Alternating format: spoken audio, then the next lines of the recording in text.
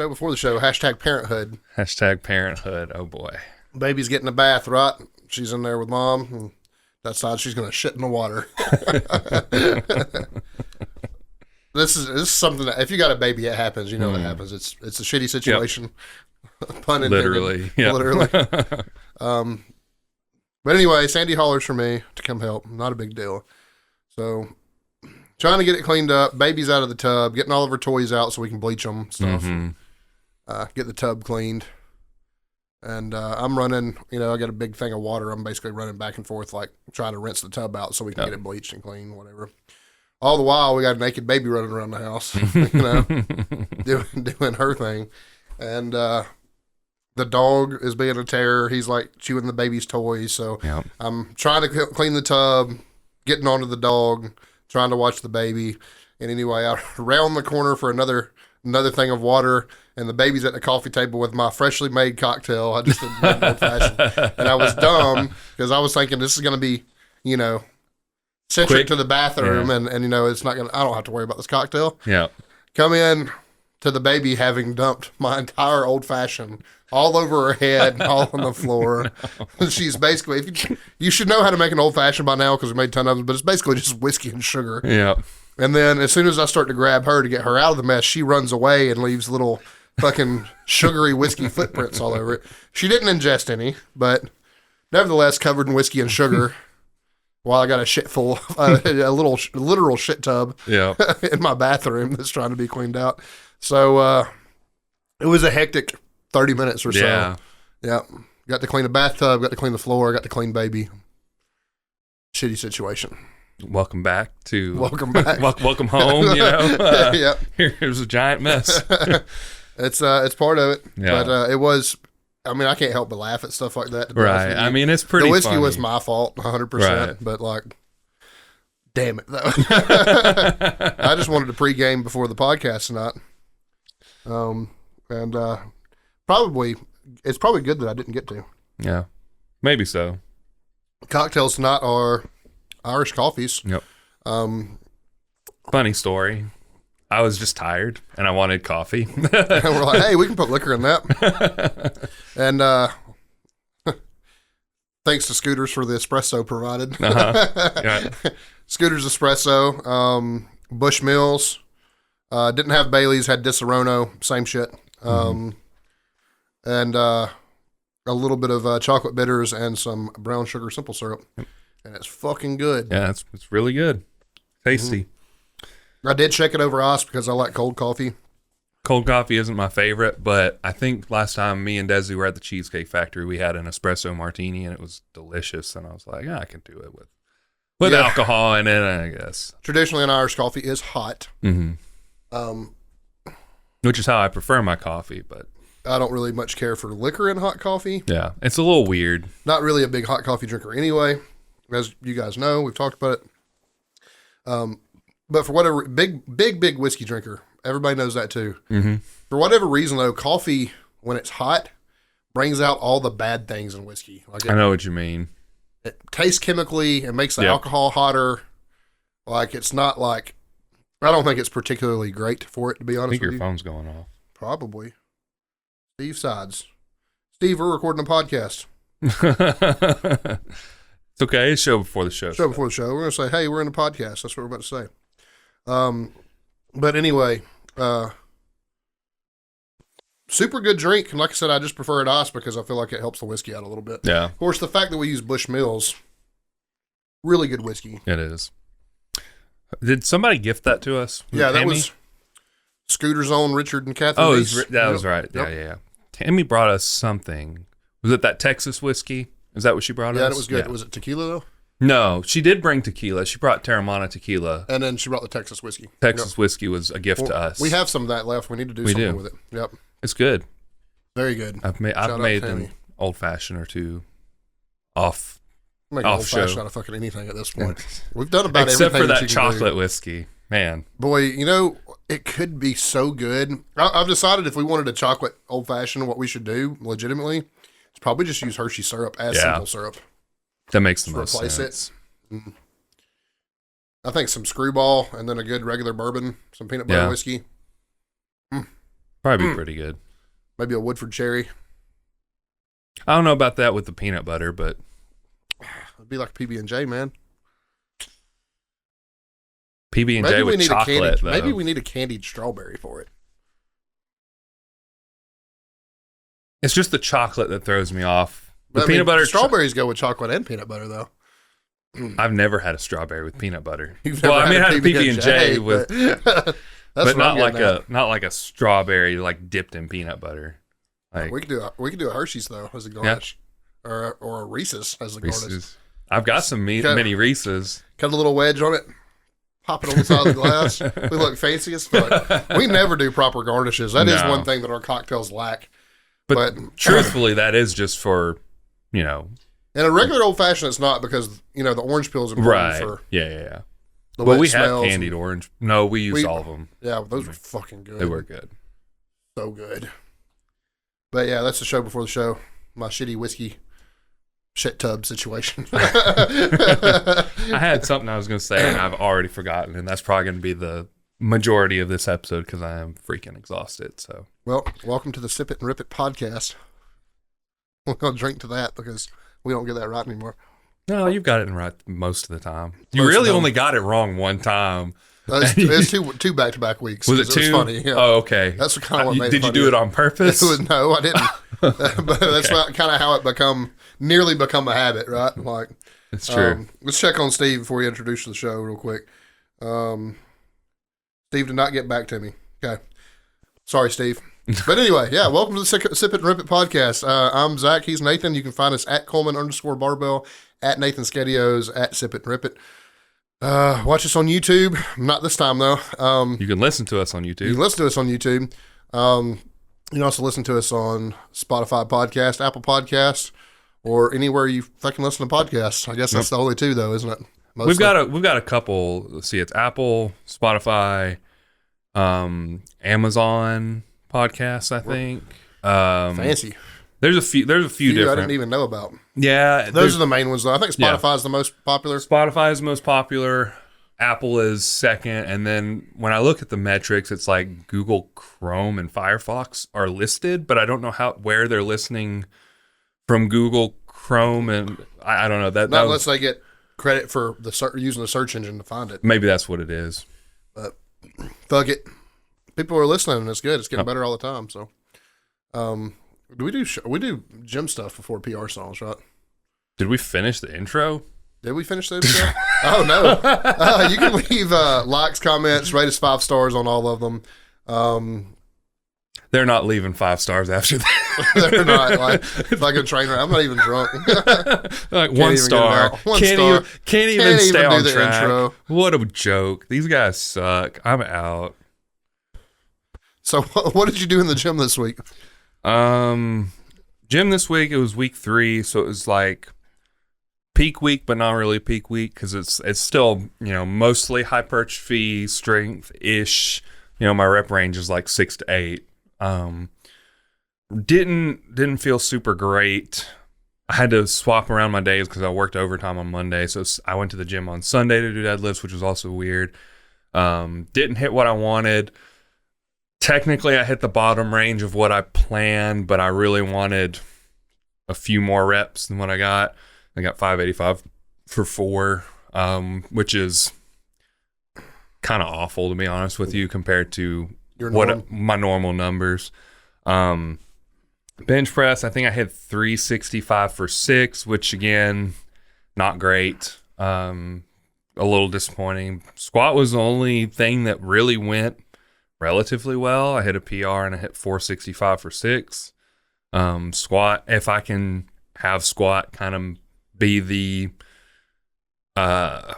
biggest upbring of this prep, then that's totally fine because that's my weakest link anyway. And I've got plenty of time before nationals to bring the other 2 up a little more. So not super mad. If I can match on deadlift and pull my bench back to where it was and then get a PR on squat, I'll be pretty happy with that at regionals. So good week.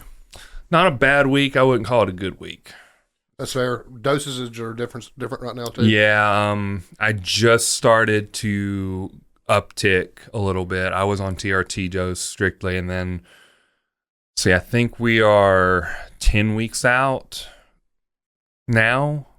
So I went ahead and started going up a little bit. I went to like 450 test, so a little over double. Are you test only this prep?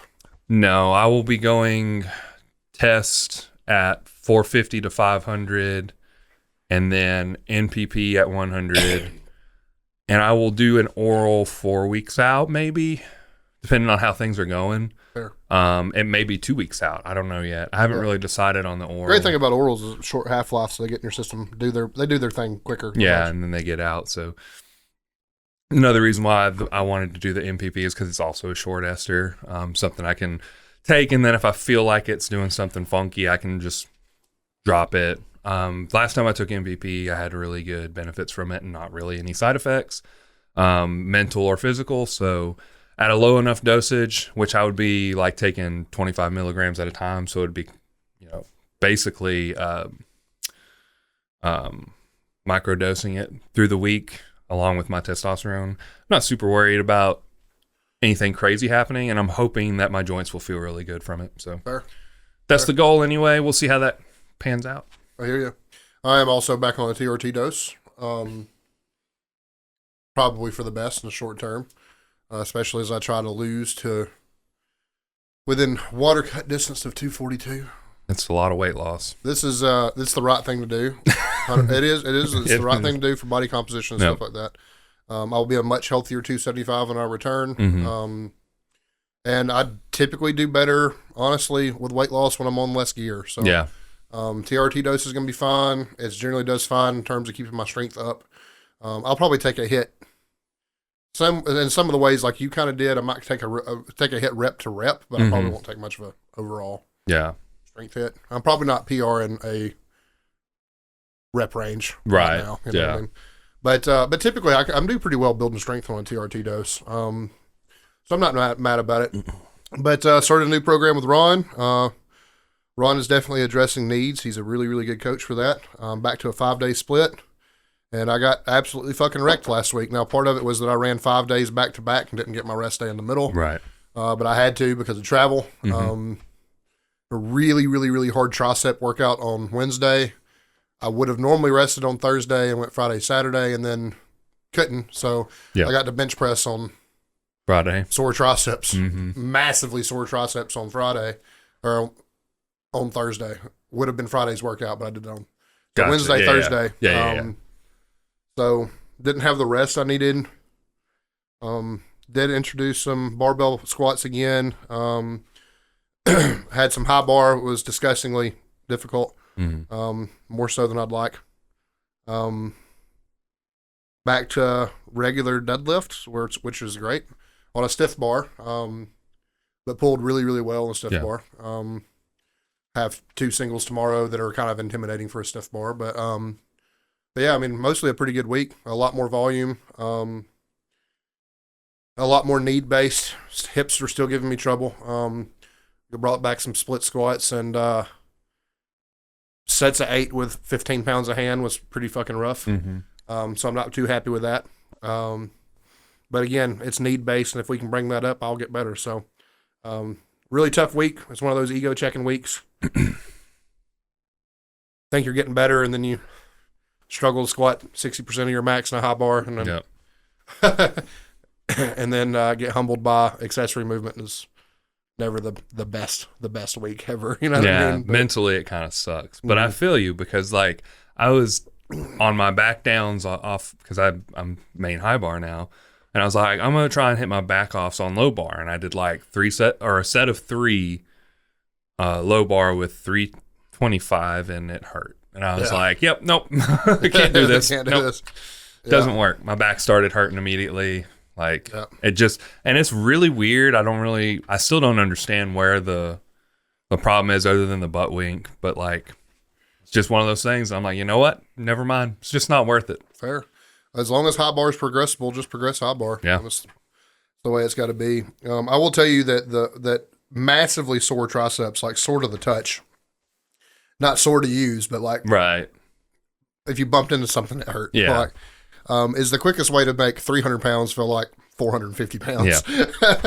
I got humbled by some really fucking lightweight on bench press day this week. Like, stupid lightweight. I feel it. And it was 295 for 3 sets of 6. Yeah. And going in immediately after wrecking my triceps, it was like an RP 10.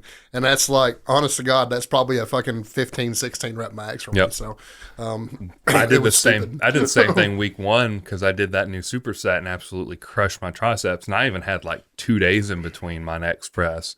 And I did close grip incline, and I was doing like 185 for sets of 8. So, it's just the way it shook out. It wasn't by design by no means, but the work had to get done.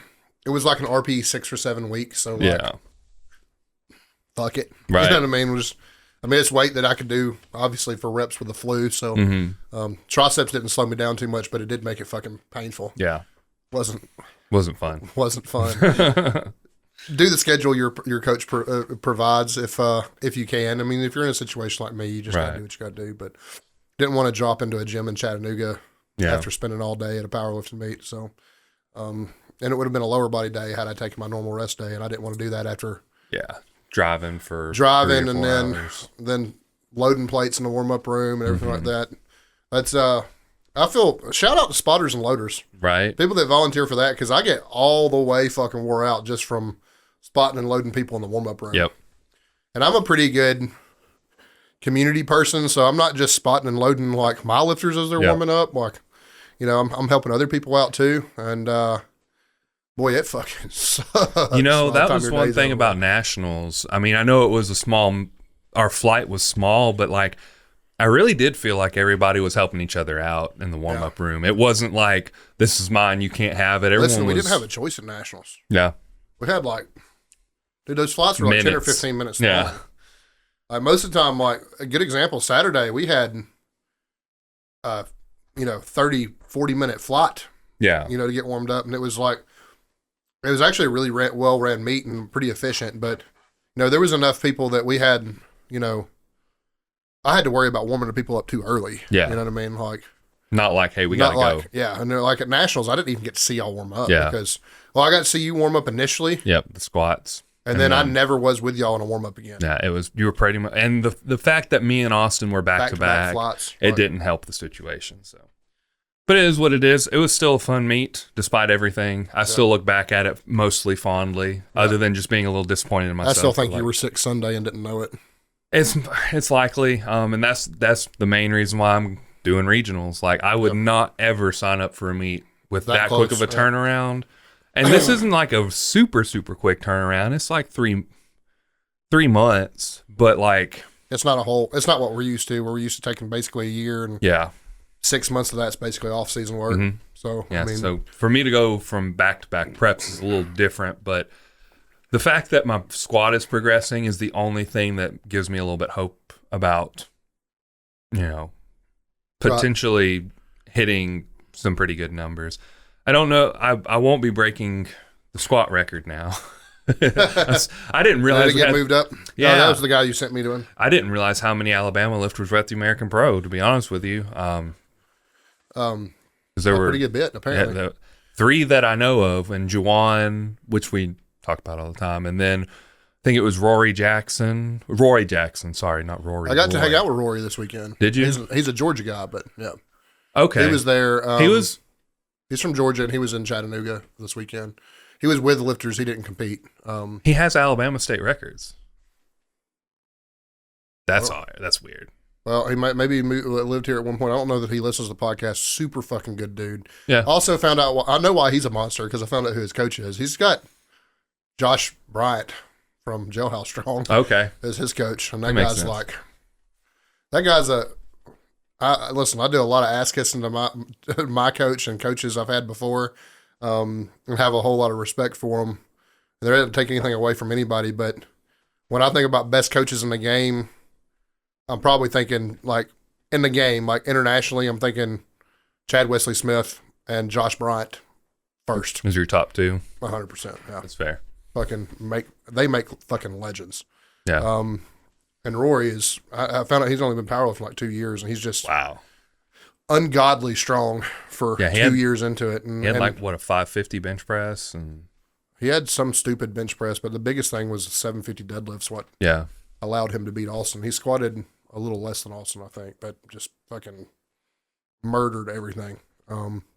Super cool guy. Like I said, I got to hang out with. He spent a lot of time with me this weekend because we spent a lot of time bullshitting between flights and stuff. But that's cool. Shout out to him. Also, shout out to Joey and Faith for putting together meet total PRs. And Joey has a Submasters state record. He chipped our boy Nick Oliver by a pound. Sort of, but I think it was only because Nick forgot to claim. Well, Nick forgot to mention. He forgot to call it at nationals, and also, like I say, sort of because it was a WRPF record, which didn't transfer to PLU. It's just it's the same thing with the deadlift. Like I chipped his deadlift, but it was like it wasn't his technically because his WRPF. It was the preset that he made. Yes, basically. Exactly. That's how they made things. Which is kind of funny, but it's a little weird. But yeah. I mean, different company. You got to do what you got to do. But Joey's gotten a lot stronger. He totaled 1544 and at 36 or 37 years old. So and this is only his second meet. So I would say that was a pretty good total. And he also came in about 10 or 12 pounds light in his weight class. So our focus for the next year is for him to actually weigh 275.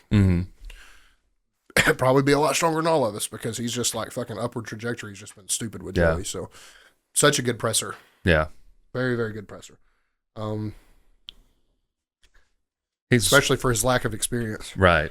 So good weekend. What PR songs you got?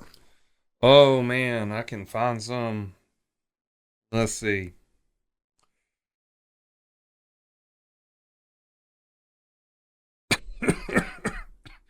I wonder how people feel about this little pause in between where we like get our phones out and they're just like anticipating like what song is gonna, or do they skip it? Because I put timestamps on. I don't know if anybody pays attention. I put timestamps now, so like they can skip ahead to what they want, or don't have to listen to little rants about us looking at our phone in between. If they go like, you know what, I don't give a shit about anything other than the main topic, they can skip straight to it. I'm just going all girl-fronted hardcore and deathcore today.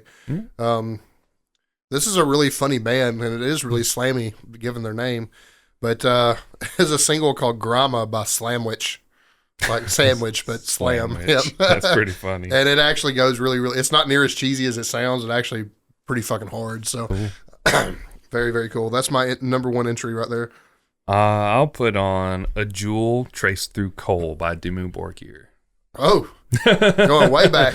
The badly produced black metal. Yeah. Sounds like TV static. Man, that I don't know. It's good. That song's really good. I really like that song. I know you know how I feel about black metal. I think it's Behemoth and then it's everybody else. And that's pretty much the way You're not completely like wrong. Yep. I would put Black Dahlia Murder up there though. That's American black metal, and it is different because you don't get the corpse paint and stuff like that. But yeah, in terms thematically and musically, production's better, but the musicality is very similar. Yeah. It's all fucking tremolo. It's all fast as fuck. Yep. Like very same vocal style, shit like that. My second one's another female-fronted band called Delta Hate. It's a song called One Question. One Question. Fucking awesome. What's Delta Hate and Slamwich. What's the one question? Did they answer it? I mean, I can look at the lyrics if you want to find out. Since I went pretty hard, I'll go hard again and go Hellbound by Aborted. Okay. It's off their new album. Yep. All Aborted is amazing. All Aborted is amazing. Yep. On the Sip It and Rip It podcast. we really, really, really like Aborted. We really like Aborted. They are kind of one of my favorite like death metal bands. They're so popular in Europe for a long time before they were popular here. So there's like probably 10 goddamn albums before like their seminal records here. Right. That are really fucking good too. Those guys just they fucking shred. They're really good musicians. Production quality's always been really, really high. That's rare. And like traditional death metal, like as much as I love Cannibal Corpse, sometimes it's rough. A muddy mess. Yeah. You really kind of have to have a musician's ear to decipher what's going on because the production sucks. Once Corpse Grinder came in, it was it got a lot cleaner once we got rid of Barnes. Barnes sucks. Yeah, he does. Did I tell you about that at the Cannibal Corpse concert? Did I start a Barnes sucks chant? No, it's fuck Chris Barnes. That was the chant. And George was kind of like, I agree. It's funny. But, I mean, I'm 6 feet under fucking sucks. They do suck. They do so bad. He never got it together after Cannibal Corpse Z. No. It is what, but yeah, production is much, much better in all Corpse Grinder involved things. I mean, his self-titled album's really good. It's really, really, really fucking different, though. Aborted's production quality is very, very, very high compared to other people in the genre. Mm-hmm. I mean, I really like Suffocation and bands like that, and Decrepit Birth, fucking, Incantation, shit like that. But I like Dying Fetus, but man, that's a rough production quality. Yeah. So Aborted's just they're quite a bit ahead of everybody else in terms of the way the record sounds because it's so clear and perfect. And that's what I really got spoiled by metalcore and deathcore by is the production quality is so much higher than traditional genres that I want it to sound. That's why I like The Art Is Murder so much because I feel like they sound like a traditional death metal band, but with deathcore production. Yeah. Everything's super clear, super crisp. You can hear everything that's going on, like to the point you can nearly pick out the brands of amps and guitars they're playing. You know what I mean? Like, it's super fucking good. That probably requires musicians' ear. Yeah, but, it absolutely does. That's beyond my talent. And I could probably take an educated guess, but I don't know that I could actually do that. But like you can just about see it in your head what they're playing and shit. And like, so that's the type of production quality I'm a little spoiled by. So it just is what it is. But people are doing really, really high productions in rooms like this now. They really are. And it's all because of how far technology has come as far as like software and stuff. Plugins for guitar. You can get such good guitar tone without having to lug around whole bunch of shit. $10,000 worth of tube amps. Yep. So, I mean, it's pretty fucking incredible how far it's come, to be honest with you. Shit, I mean, just for the stuff that we use for the podcast, like, I have so many options. Like, I have this one plugin called Clear, and it basically, it removes all ambient sounds, and, like, you can adjust how much you want depending on what you're trying, the effect you're trying to get. So if you're trying to get, like, a closed-in, like, box sound, you can just turn all of it off. If you want to hear some of the things going on, like you're outside and you want to hear birds, waves crashing, shit like that, you can turn it up a little bit or very high or however much you want to hear of it. It's just crazy the way software has come. I mean, it really is. I'm not going to go on a rant about that because it'd take too long, and it's not a music podcast. So. It is not a music podcast. So it is a powerlifting podcast, and part of powerlifting is strength and conditioning. And I mean, it's at its core, we are basically just following principles of strength and conditioning for another specific sport. So, but programming does look different. Yep, quite a bit different, especially in the way you order things. Like what you're going to focus on is going to be different because you need different outcomes. Yeah, right? Absolutely. And then just the order of things, I mean, is much different. Exercise selection should be not a whole lot different, really. There's mostly a lot of carryover specifically for squat and some type of press. Mm-hmm. We'll get into sport-specific pressing here in a minute, but squats are pretty much good for any sport. They're going to allow you to jump higher, run faster, in total be a stronger person. Deadlift is really, really fuzzy depending on the sport. And if we do use it, it's probably going to be on a trap bar a lot of the time, or it's going to come in the form of a clean or a snatch.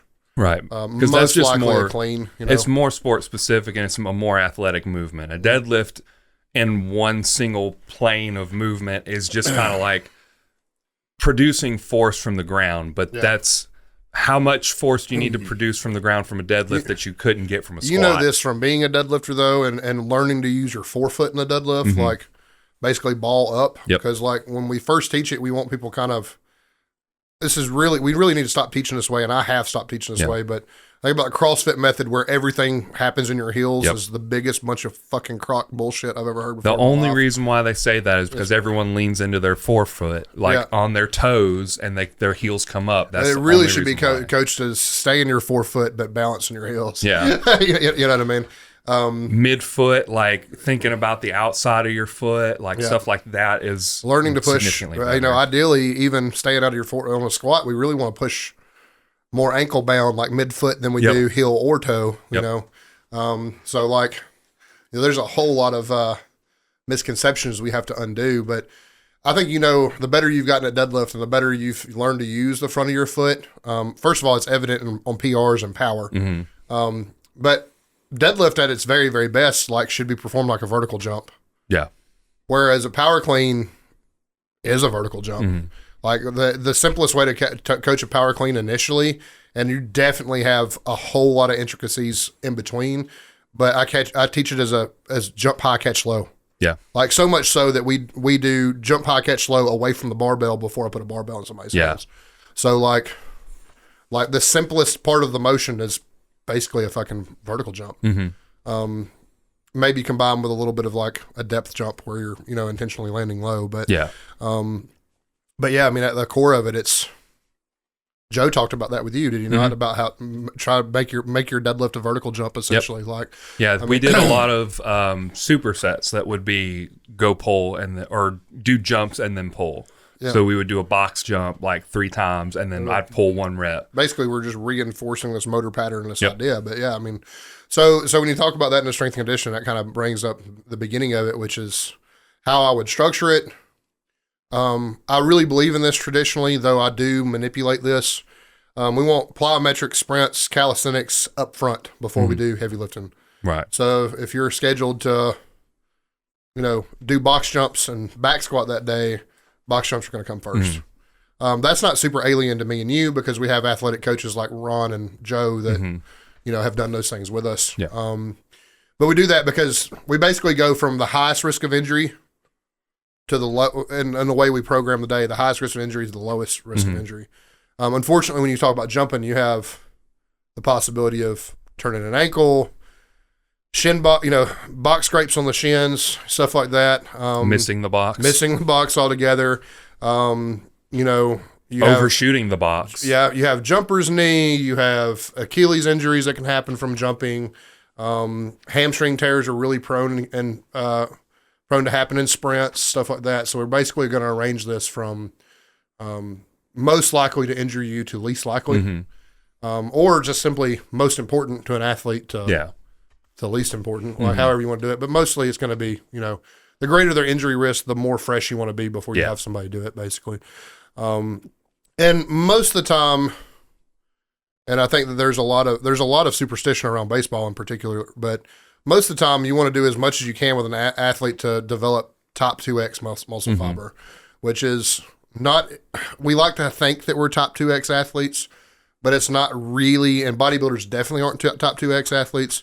Well, we're developing fast twitch muscle is what top 2X is, versus top 2 is a little bit more of a hybrid muscle. It's big, it's sexy, but also has a little bit more endurance than top 2X does. When you think about running the bases in baseball, when you think about the fact that a football play only lasts, 15 seconds. 15 seconds at the most, probably.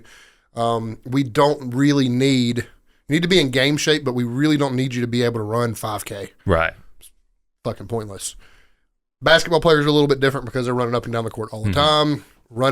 Distance running even should be, pretty high up on their priority list. But with the exception of basketball and soccer, I would say it's arguable in basketball just because you need somebody that's bigger, stronger, especially at center. Yeah. But you need somebody bigger, stronger, more muscularly developed. I say the same thing about forwards probably. Don't need that so much from guards, but but it may depend a little bit more on the position in basketball. But for the most part, they do need to develop a little bit more of a motor than right. I've never done strength and conditioning for soccer, but a good motor, a good endurant, capable frame is probably pretty important. It's probably pretty important not to be too heavy for soccer, I would imagine. So that's something that I always find really interesting is that some people have this idea that strength and conditioning all looks the same for it very much doesn't. Just thinking about the football as a sport, a running back, a wide receiver, and a quarterback are all going to look different. They should all have different strength and conditioning profile.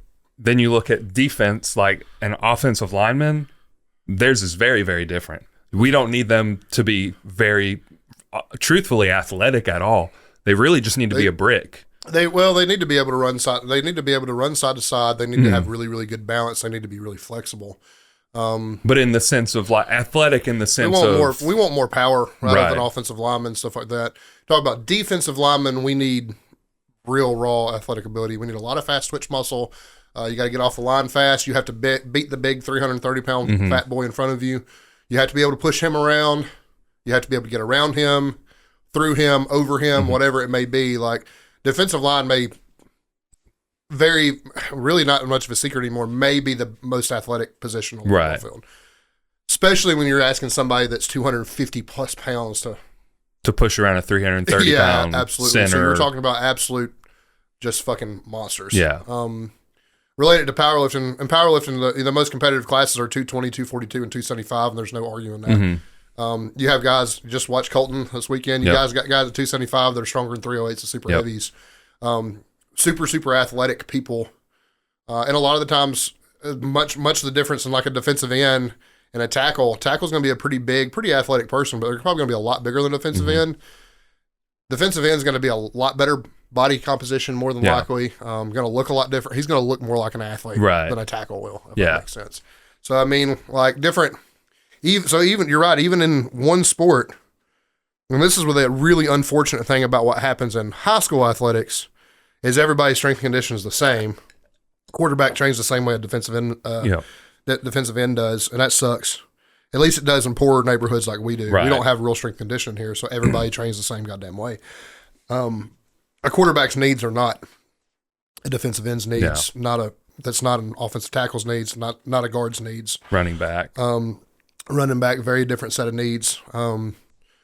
What running back and wide receiver arguably should have the most endurance of anybody on the field, because even in a play that a wide receiver doesn't get to handle the ball, they may run 15, 20 yards, 25 yards, where everybody else is, probably running 3 or 4, So Quarterback's maybe running 3 or 4. Not even running, really. Just kind of like. And different age for quarterbacks now. They run a lot more, but definitely different skill set. Yeah. Right?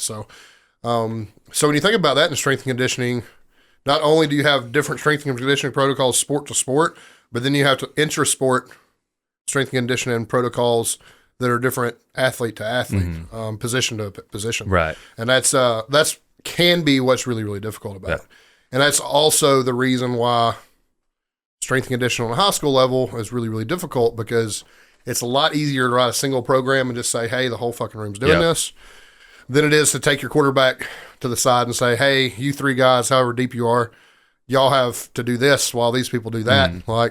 When you're managing 100 kids, things get spicy, and that's one reason why I don't do that. I was about to say, especially because you think about, they're probably not making that much money at a high school level to take on 100 kids and give. We'll just everybody have their own protocol. We'll just say 10 to 15 different programs. Spread out between these different groups of kids. Yeah, that's a really, really hard thing. And then you have injury protocols too. So then you're not just talking about, every position group having a different workout. Then you're talking about, well, I have 2 or 3 left tackles. One of them's hurt. The other one, maybe he's a little small, or maybe he's a little fat, whatever it may be. He needs something different than the starter does. Like, you really can't, there's not really a super practical way to do that. In college, there should never be an excuse, because those people get paid the big bucks. So you got to figure the fuck out. Right. But NFL is a good example of that, because one of the biggest reasons in that is everybody, especially in the off season, the athletes are responsible for their own strength and conditioning. So they're going to go to somebody, a specialist that's going to tell them exactly what the fuck they need. Yeah. And then more than likely, I would imagine they do hire strength and condition coaches, but I'd be willing to bet that their personal coach probably puts together a lot of their in-season training too. And I'm sure that the team strength and conditioning coach probably facilitates it, but nevertheless, I'm sure that those guys, I know Derrick Henry spends $250,000 a year on training. I'm 100% sure he does whatever his guy tells him to in season. Yeah. And I'm sure I'm sure his strength and conditioning coach facilitates it, but he's executing somebody else's program. More than likely. Unfortunately, high school level, most college levels until you get to D1 probably don't get that kind of attention. That was a little bit of a rant about that. More specific, I mean, identifying what an athlete needs, right? Take Brody, for instance. He's a D2 baseball player. And there's a lot, I said before, there's a lot of superstition involved in baseball that's kind of horse shit, to be honest with you. One of them is a bench press messing up your swing. I've A never bigger, heard broader that chest before. will mess up your swing. I hear that all the time from parents and stuff like that. Oh, I don't want them to bench press because it'll mess up the swing. If your kid is taking batting practice, throwing every day, grounding balls every day, being a baseball player and practicing every day like you should, your chest grows with your ability, and then you don't lose anything. Nothing changes. Right. If anything, it gets better because your kids practice. Your bench press will absolutely fuck up your swing if you haven't been swinging Right. in the off season, if you haven't taken batting practice and stuff like that. And we're in a baseball town, and unfortunately, everybody thinks their kid is a major leaguer. And Brody is really, really, really talented, but he's a D2 player. He's at UAH. Not taking anything away from Brody. Brody's good enough to play D1, and I honestly I don't think it's be an impossibility to see him transfer to a bigger school because he works harder than everybody else. But Brody was really, really easy in strength and conditioning because, one, he was healthy, and two, year-round that kid practices. I know he's grounding balls. I know he's hitting. I know he's throwing. I know he's doing everything he's supposed to do. I don't know enough about baseball to discuss a whole lot about what else they, Right. super in detail about what they need. But just sport-specific training for Brody, we need him faster from base to base. You need to be able to run. So we squat a lot. Yep. He did run on his own. He facilitated that on his own. And outside of that, it's just general gym bro stuff. He followed my split, got huge, helped him out a whole lot. So we bench pressed, we overhead pressed. Wasn't super complicated for Brody. Right. Again, though, this is somebody that practices daily, whether he's in season or not. He grinds. So, this is ideal situation, right? I think one thing that a lot of people seem to maybe not understand as far as what you're talking about goes is that any athlete that is like practicing their sport every day or every week or whatever, that's them practicing their skill. Yeah. You don't have to practice your skill in the gym. You don't. You just want to get bigger and stronger and faster. Yeah, and I believe in that to a point, but there are some things that we can do to, help facilitate training outside the gym. For instance, my basketball players, it's not to say we don't bench press, but for my basketball players, the primary press isn't even a strict overhead press. It's a push press. Do you have any idea why I would do a push press instead of? Absolutely, because you jump when you shoot. You jump when you shoot. Most importantly, it's literally your rebound. It's your ability to do a vertical up above everybody and get your hands up. That makes sense. So like primary press for basketball players is a push press. Because they run a lot more, I choose squats that can't be loaded very heavy. So we do a lot of goblet squats, belt squats, hack squats, front squats be the primary barbell we do.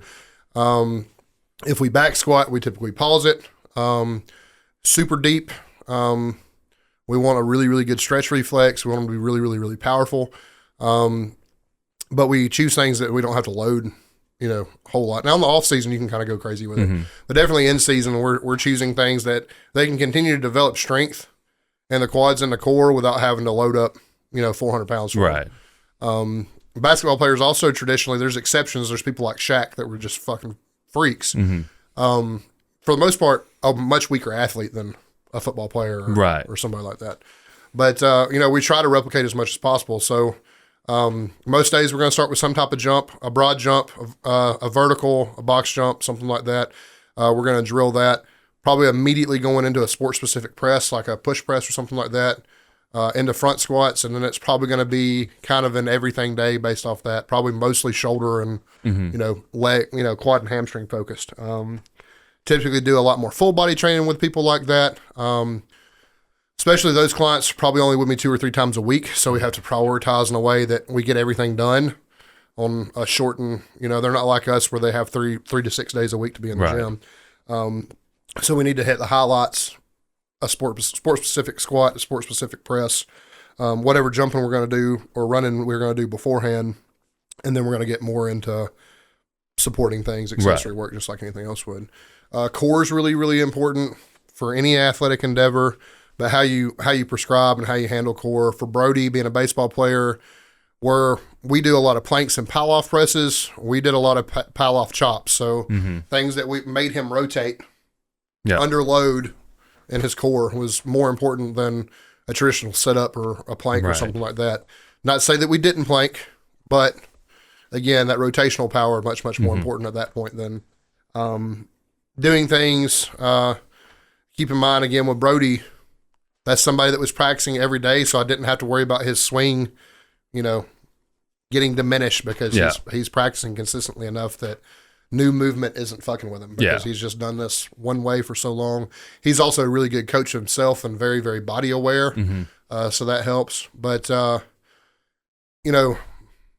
would argue most of these sports, fight sports, basketball, I wouldn't argue this for baseball, though there's probably baseball fanatics that would get on my ass. But like the majority of these sports, you're going to get more athletic development out of an overhead press of some type than you are out of a bench press. Yeah. Until you get to football. Football is a very, very linear sport, and you need to be able to produce force linearly. Yeah, exactly. Not to say that shoulders aren't shoulders. Shoulder development's important for any press. So, but we need a lot of power off your chest fast. So they're going to get away with things too that we don't do in powerlifting. Like don't always have football players pause. When they do rep work, it's typically pause the first rep and then blast it out. Right. Pause is still really, really good because it teaches them how to develop power quickly from a dead stop. Yeah. So it's not that we don't pause, but they're not going to have to pause every rep. They're not. We want to move weight quickly. So that comes with teaching good technique. Same way I would teach it to a power lifter. Same type of control because speed is only as good as you can control. So when we're not moving things intentionally fast, we're moving things intentionally slow. Yep. So that when they move things intentionally fast, they do it well. Yeah. If that makes sense. Man, there's so much that goes into this. I mentioned before, for speed and power development, typically with a football player, we're going to lean more toward power clean. The actual intricacies as to why, other than it helps develop speed in your jump, I'm not too sure of, to be honest with you. And the reason being is because this is just something so ingrained in the fiber of football strength and conditioning. Right. It's just something we do. But, just on the surface, it makes sense. And I've never argued with it that we'd prefer that over a deadlift. Again, when you're talking about somebody that's probably weight training 3 or 4 days a week, and then they're in football practice, 4 or 5 days a week, some of this is about managing fatigue and load. And if you try and make them not going to, somebody that has consistently can clean 225 pounds probably has a 400-pound deadlift. That deadlift's going to take a much bigger toll on them fatigue-wise than the power clean will. So even though the power clean is more dynamic, it's going to use more lungs, more fast switch muscle fibers. It has CNS fatigue too, but nothing really has as much CNS fatigue as heavy a deadlift. Maybe with the exception of like some strongman shit like a stone or something like that, where you're put in a compromised position like intentionally. Like you can't load a stone without a rounded back. Yeah. You can deadlift without a rounded back. You know what I mean? So with the exception of that, like deadlift's pretty much the most fatiguing thing we do. Yeah. So it's kind of why, right? You know what I mean? Also, and this is something that, strength coaches really need to check their ego on. And this is going to upset some people. This would upset a lot of high school football coaches, but I'm just going to say right now, I'm not a football coach and I don't pretend to be. You shouldn't be a strength coach and shouldn't pretend to be. Yeah. I mean, you're not. So you don't know shit about what I do and I don't know shit about what you do, bud. I mean, we can speculate and fucking, right. Have opinions and stuff like that, but you're not me and I'm not you. I'm not calling plays. You don't need to call numbers in the weight room. Right. So what I'm about to say is about to be controversial as fuck, probably for dumbass 3A football coaches. That I have to undo everything they teach kids in the offseason all the time. There's really not much need for a football player to have a 1-rep max. Yeah. Not an RPE 10 1-rep max. Yeah. A much more beneficial way for them to train is have all their programming done off of a 3 or 5-rep max. Well, again, it's about reducing fatigue and reducing injury risk and making this person stronger. There's no need. If you do want to do that, it needs to be like perfect form, RPE 7.5 single. But again, that's what is that? That's a 3-rep max. Right. You know what I mean? So I think it's much more pertinent to train most athletes based off of rep maxes and not off of a 1-rep max. And also you think about it, where does strength develop? Usually in the 3 to 6 rep range. Absolutely, especially when you're talking about speed and power development and stuff like that. Like 1 rep maxes can be incredibly beneficial to that, and I understand that. I mean, you know, there's plenty of, especially West Side literature talking about that, because Louis did train a lot of athletes that weren't powerlifters. He was very good at it, but it's just not super. More than anything, you're just putting them at risk for no good reason. You don't need your starting running back getting hurt on a 1 rep max squat attempt. Right. He could have done, 60 pounds less for 3. Stimulus is arguably probably better for muscular development, and you don't put them at near as much risk. Yep. They're not strength athletes. Right. They make really good strength athletes later when they're done. Right. And they don't have cumulative fatigue of, football practice and everything else. And, there's so many things that go into it. But, I mean, you have these dumbass football coaches. How long would you say a football play lasts? Most like 15, 20 seconds. At the most, like fucking flea flicker, full length of the field, like fucking 20, 25 seconds, right? Like worst case scenario. Why the fuck are you having kids run miles and miles and miles and miles at practice? Right. It doesn't make any sense. And not to mention, you're going to bitch at your offensive lineman because you have a 220-pound starting left tackle. And, some 6A school you got to play next week has, a defensive end that weighs 275 that's committed to Bama. Mm-hmm. And you're going to bitch at him about gaining weight, and then you're going to make the boy run, 3-4 miles at practice or stadiums at practice. Like, I get that there's something to developing somebody's mind and developing some mental toughness. You can develop that in other fucking ways. Exactly. Make them roll. Make them fucking hold a plank. Make them fucking do something. But goddamn, you can't get on these kids' ass about gaining weight and being bigger and stronger and stuff like that, and then go ask them to run all their calories off, all their energy off, and then you're going to ask them to go, scrimmage for an hour after that? Fuck you. You don't know what you're doing. Like my thing exactly is this. You should probably be training, like you said, at most 20, 25 seconds. You should probably be practicing sprinting for the length of that, or maybe a little over, to develop some extra endurance so that you can recover faster going into like the next play. So you're talking like, hey, go sprint for 30 to 45 seconds, then walk for about a minute. Fucking work on lateral movement. Like there's a million cone drills these kids could be doing instead of running the length of the field or running stadiums. You want them to get better, like give them a sport-specific cone drill. You can still run them to death. Right. But like at least then they're doing it within the context of their sport. Right. Like we know too much about football to still be having kids find 1 rep maxes on Monday, Wednesday, Friday and having them run stadiums the rest of their fucking workout. Like it doesn't work. We know too much about this county is a great example of this. This county loves football. It's a baseball town, but it loves football, and everybody's got a finger up their butt talking about why did Good Hope get put out in the first round? Why did Fairview get put out in the first round? It's because they're boys against men. Yeah. You go to these other schools outside of this county that have real strength and conditioning protocols, and they're, starting offensive line for high school, a big one's probably average weight's probably 250. I bet they probably don't have one kid that weighs 250 on the offensive line at Good Hope. That's a small offensive line, even at that level of football. Like, you don't expect them to be as big as the big guys, but God, I mean, you need some bodies. You know what I mean? Like, you're gonna have to have some big boys out there. Like, same thing. We've got good defensive tackles and defensive ends in this town. In terms of skill, we'll never play that position. We'll never go to a higher level because they're playing that position at 210, 220 pounds. Right. They might have the height. They might be 6'2", 6'3", but you're not going to play at the high. You're not even going to play D3 ball that way. Right. You know what I mean? So, and a lot of that comes from know-it-all fucking coaches that, like I said, we're going to fucking circle jerk Monday, Wednesday, Friday. You're going to find a bench press, a squat max, a bench press max, and a power clean max every Monday, Wednesday, and Friday. That's your workout, and then we're going to spend the rest of our fucking time running. Fucking stick. Don't work. Yeah, it absolutely doesn't work. I mean, I think the biggest thing, and I wish I worked more directly with people, but the biggest thing is they just need to be training more like what the actual demands of the sport are. There are parts of football that very much are a strength sport. When you're talking about offensive and defensive lines, that's I mean, you have to be to be a strong big and person. Strong. Yeah. When you're talking about a running back, you probably need to be little and strong, but like, you need to be able to break through a line, but you can't be that little. You need to be 5'9", 5'10" to 6'2", You know, anywhere from quick. 190 to, 240 if you're talking about like D1 athletes.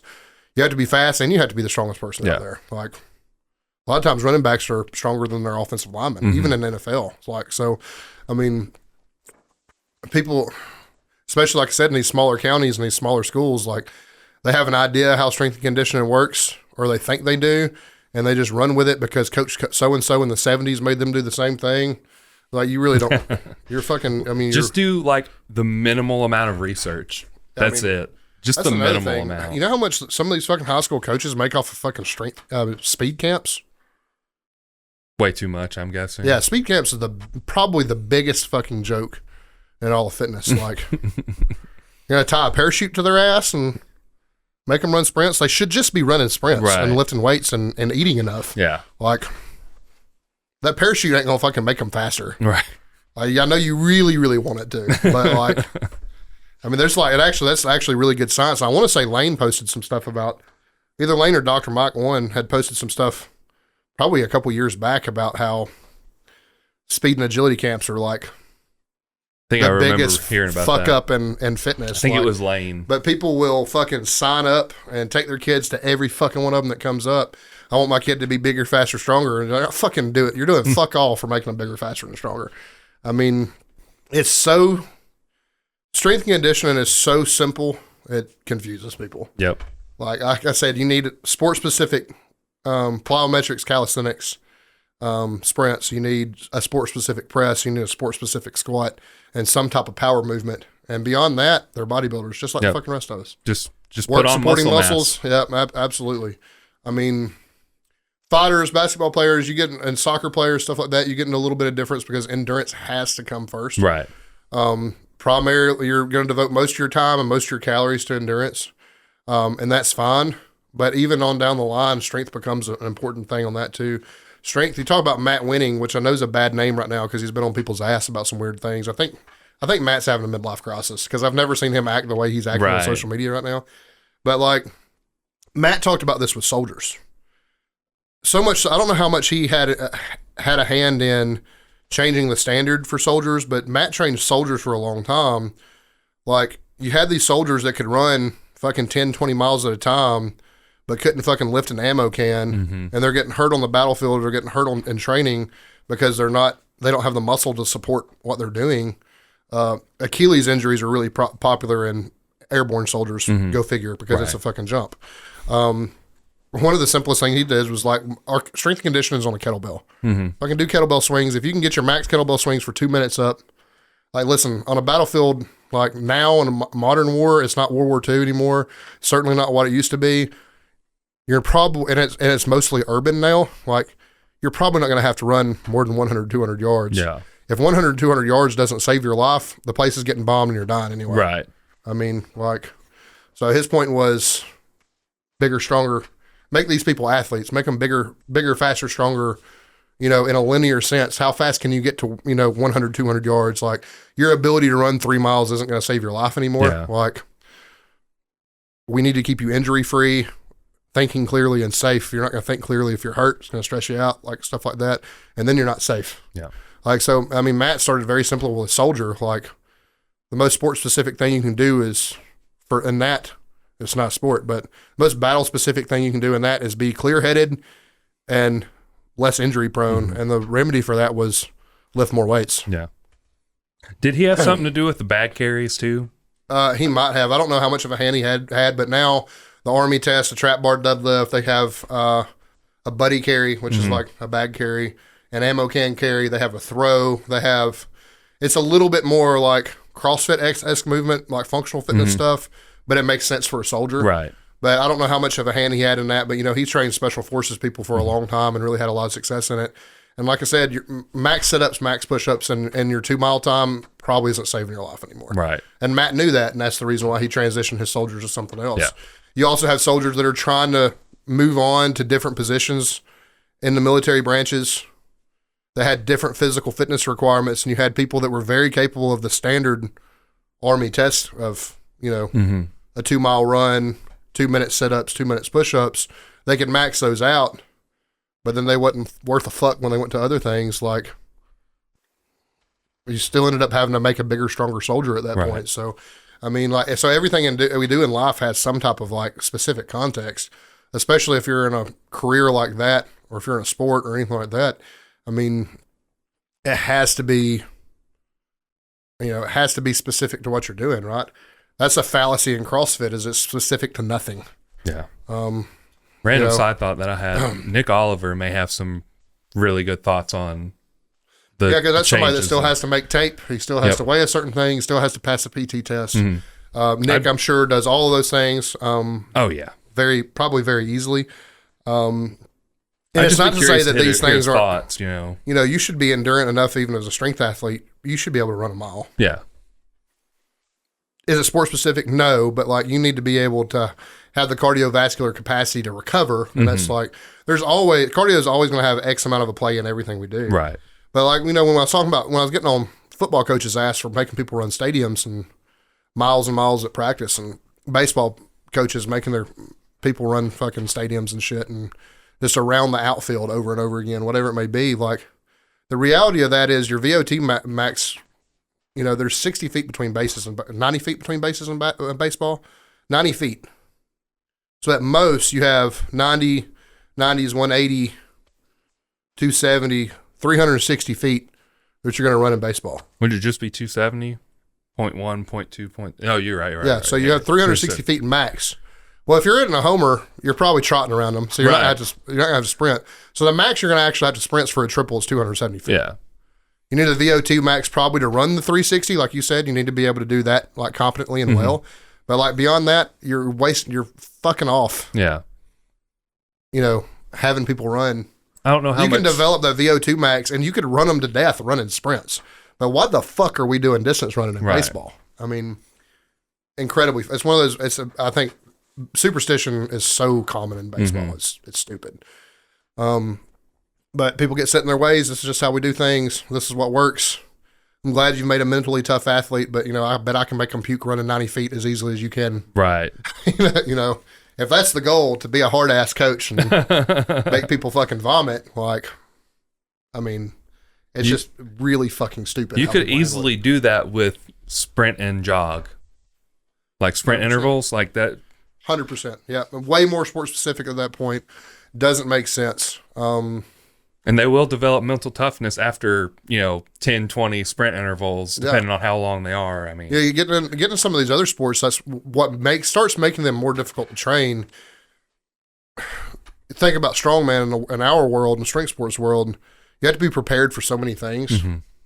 Not only is equipment demand high, but you might have some competitions that have a higher cardiovascular demand, whether it be some type of pull for distance, carry for distance. God help you if you have to load stones to a pedestal and, it's based off time and weight finish, because some people don't finish the whole ladder. I mean, this stuff's, incredibly specific. CrossFit's the same way. You have to be prepared for so many things. You don't even know what to be prepared for. And that's to its own detriment because, as we know, it, drowns people. Yep. Still could have been saved by just having them swim in a goddamn pool. Could have been saved if you had an actual lifeguard out there instead of a volunteer. But, that's just CrossFit things. Hashtag just CrossFit. It's just CrossFit things. But you get into these things, and things start to become more hard to prepare for. But like by and large, athletes on a field, whether it's basketball court, soccer field, football field, whatever, they have, especially positionally, they have very, very specific job. They do these jobs over and over and over again. Their position dictates how they should be. Exactly. How they should be trained, and it's very fucking simple. Yeah, like I said, you ain't got to like it, but, you can keep doing 1 rep maxes Monday, Wednesday, and Friday and running stadiums, but, like, you could be a lot better. There's a reason when you go watch, and it's my alma mater, and I love them, you go watch Good Hope at 3A or 4A now, I think they're 4A now, and you go watch somebody like Thompson at 7A. Thompson looks like a fucking D1 football team, and they probably have 4 or 5 starters on each side of the ball that are D1 football players or will be. Like, literally boys against men, and some of this comes down to strength and conditioning. Yeah. I don't dick ride Alabama often because I fucking hate them. I think, they're the fucking galactic empire of College football, and I don't like them. We'll never like them. Wouldn't root for them if they were playing China. I've said that 1,000 times. But what was really, really remarkable early about Nick Saban's run was Scott Cochran. Saban, everybody fucking dick rode Saban. Everybody talked about how great he was. But the biggest difference I saw between when Saban started 2007, 2008, and then when they got good in 2009, they were good in 2008. The biggest difference you see from the point he took over to the point that it's now his people and his method, probably starting in 08, was the size and the strength difference. They looked NFL ready the moment they took the football field in 2008, and they stayed that way until Cochran left. And then Cochran unfortunately got blamed for depth chart issues and injury issues and stuff like that. And then they started eating shit, and now Saban's retired. Now they were still an elite football team. Right. But the longer they got, the more distance they had with Cochran gone, the worse that they've gotten, and nobody can argue that. You can look at it on paper. Right. I mean, it's fucking proof. But the biggest thing about that is, you saw Alabama take the football field, and you were like, it looks like we're playing the '85 Bears. Like, what the fuck are we supposed to do about about people that, you know, they're five stars across the board, but they're also 5 stars that have been developed. They're all strong. They're all endurant. They're all physically capable at every single position. And every one of them, they're going to dominate you at every position. They're extremely disciplined. They're extremely capable. And they're just fucking stronger than you. Yeah. I mean, you know, Trent Richardson's somebody that people, especially around here, dick ride a lot, even though he was terrible in the NFL. Benefactor of a great offensive line in college football and actually not being any good. But, I mean, that's a man that, you know, at 220 pounds or whatever in college, maybe 230, he was a big guy. He had like a 455-pound bench press. That's not a real big deal to me and you. That's a very fucking large bench press for a football player. Oh, yeah. For somebody that's not on an offensive or defensive line, that is fucking obnoxious. Yeah. That is a very, very strong person.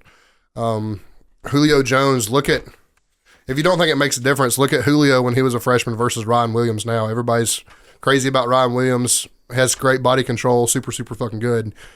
Julio was an absolute fucking man the minute he stepped on the Alabama campus. I mean, he was much, much bigger, much, much stronger, much more capable than any wide receiver we had seen outside of Calvin Johnson, probably. So, I mean, Scott Cochran was the Alabama dynasty.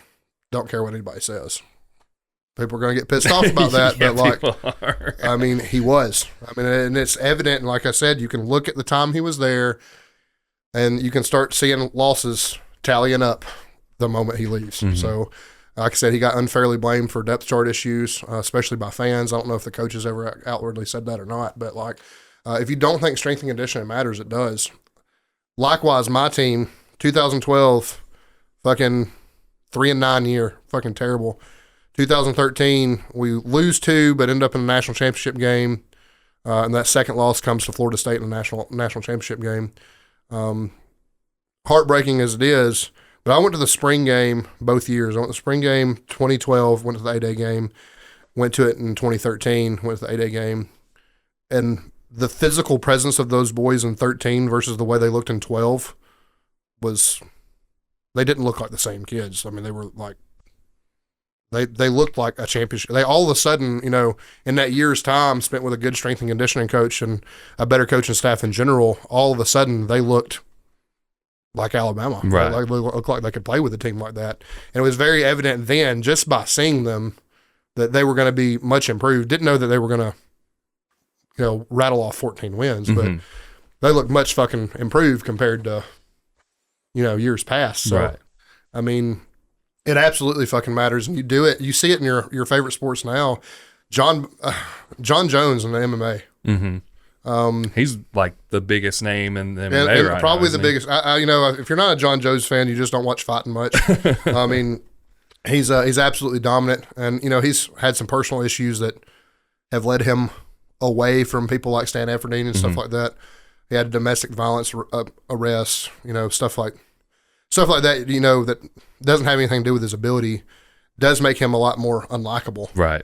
You know, that's a man at what's he just moved up, right? Is he a heavyweight now? I have no idea. Just fought as a heavyweight. Still a pretty light dude. 210 pounds. Dude's got a 600 plus pound deadlift Right. as a fighter, and he can probably run a marathon. Mm-hmm.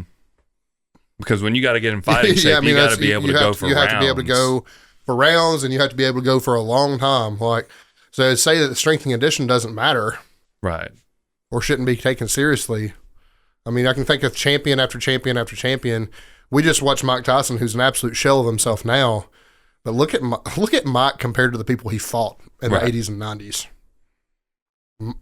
Mike Tyson was a fucking animal. Mm-hmm. He was bigger, faster, stronger than everybody, and I know for a fact that team took care of strength and conditioning at a very, very high level. It fucking mattered. So going back to like just thinking about it for longevity reasons, I think Tom Brady was one of the ones that a little later on in his career started taking his strength and conditioning more seriously. Yeah, and his diet more seriously and stuff like that, and it very, very much helped him play until 45 or 46 or whatever the fuck he was. Yeah, so I mean, it helped a whole lot. I think of James Harrison, who was always bigger, faster, and stronger than everybody on the football field, and a Steeler. So I mean, it's fair for me to think of him first. You know, being a Pittsburgh fan, that man to this day still has a 500-pound bench press. Mm-hmm. I mean, for his core workout, would go play volleyball with a 25-pound wall ball. You know what I mean? Throw it over the net and catch it and stuff like that. And that seems silly, but I mean, that's like the amount of twisting, turning just to catch it, throw it, anything else you have to do.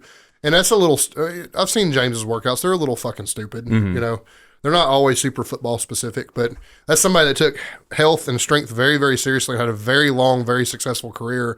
That guy was still good when he ended up retiring a Steeler, signed to retire as a Steeler. But his last year he played in New England, and he was a force at Pittsburgh, at Cincinnati, and at New England. All three teams he played at, he was good at every fucking one of them. He only contributed. He played like half a game when he was in New England. His career was about over. But when he was on the field, you knew who the fuck he was, where he was, and who he was every time he was on the field. And that's somebody that's just, like I said, took it a little bit more seriously than everybody else. And I think you can think about every sport. Here's an odd one. Tiger Woods. Yep. Tiger Woods in his prime was an absolute fucking unit compared to other golfers. Bigger, faster, stronger. And you don't think golf as a strength and conditioning sport. No. Like, you just think, oh, it's just a bunch of old fat guys, like, and it's all aim and like, that's all it is. And you have Tiger Woods, you know, who very clearly was physically capable. Better than everybody else, better shooter than everybody else, and could drive the ball 420 yards. Literal fucking Happy Gilmore off the tee box. I mean, with the exception of the dumbass swing, but like, could put the ball anywhere he wanted it, from any distance he wanted it, and was elite at every part of the game, and really didn't falter and start having like major problems until a back injury that really came later in his career due to the fact that he didn't maintain the same amount of strength and conditioning he did before. So, I mean, you can think about like I said, every sport, every level of sport. I'm not, equipped to talk about golf. But same thing. I mean, see the same thing out of baseball players. I mean, Shohei Ohtani and Aaron Judge and Ross Harper, people like that are elite baseball players. Ronald Acuna. I mean, all these guys are extremely, extremely good, and they're also happen to be the fittest people on the field every fucking time they're out there. I mean, if you go way and listen, back. I remember Bartolo Colon, man. I remember him there ain't no way he could see his dick from standing. Like, there ain't he probably couldn't see his feet from standing. He was so goddamn fat by the end of his career. Like, and he was a legend, but like, at the same time, you watch those late Cologne years, and he was a fucking shell of himself. He fucking sucked. You know, I mean, it is what it is. But you see these guys that they're really popular, have really, really good careers. They're physically fitter than everybody else. Tom Brady's a great example. Peyton Manning was a good example until he wasn't. Yeah. He started to let himself go in the later years. I'll tell you a favorite of mine, even though he played for a team that sucked, Cam Newton. Yeah. Cam was bigger, faster, and stronger than everybody else until he swapped to a vegan diet, and then went off the rails. Nearly to the day he decided to do that, you can go back and look at his performance too. As soon as he swapped up his strength and conditioning and his way of eating and what he was doing in the gym and what he was putting in his body, it fucking tanks. Yeah. And that was somebody that was brilliant on the football field, had a really, really high football IQ, and then didn't almost overnight. Right. It's like, a shell of himself again. I mean, you can think of example after example after example. Aaron Rodgers ain't that great anymore, but that's somebody that's been physically fit his entire fucking career. Extremely fucking good. I can think of 1,000 examples of like true champions that were just a little bit better at this than everybody else is. Right. And I think the one that rings truest in my head is, like I said, Scott Cochran era Alabama. Yeah. Unbeatable. I mean, it was really... Did they have multiple undefeated seasons? Yeah, they had several. Throughout that run, I mean... 2008 was undefeated until the postseason. 2009 was undefeated. 2011 was one loss. 2012 was one loss. 2013, they didn't go no goddamn where. Had to throw that one in Got there. beat by Oklahoma in the Sugar Bowl or some shit. But yeah, I mean, you can think about all of them. Right. Arguably, their most talented team was 2010. That was a 3-loss team, but they probably put more people in the pros than ever. I mean, how many championships? Did he win 7 or 8? Too many. Most of them happened in the Scott Cochran era, and I'm going to hold to that man made all the difference. Yeah. He's a position coach now and has moved on from strength and conditioning, which is a shame. I think he's still at Georgia. I don't give a fuck about Georgia, so I don't really care. Right. But he was very, very good. But I guess we kind of went on a tirade about this. But the biggest thing about strength and conditioning is determining most amount of need. Like I said, primarily with conditioning, plyometrics, calisthenic work, stuff like that. That has to come first. Sport specific squat, press, power movement, and then like I said, you get to be a bodybuilder out of the rest of it. And it's not really that fucking difficult, to be honest with you. Yeah. It gets more difficult when you start talking about rehabbing injuries. Working around injuries, stuff like that, but it's really not rocket science, to be honest with you. So I have one last thing before we wrap up that I wanted to touch on, and it's primarily just to shit down somebody's neck. Okay. And you'll know immediately who I'm talking about when I say this.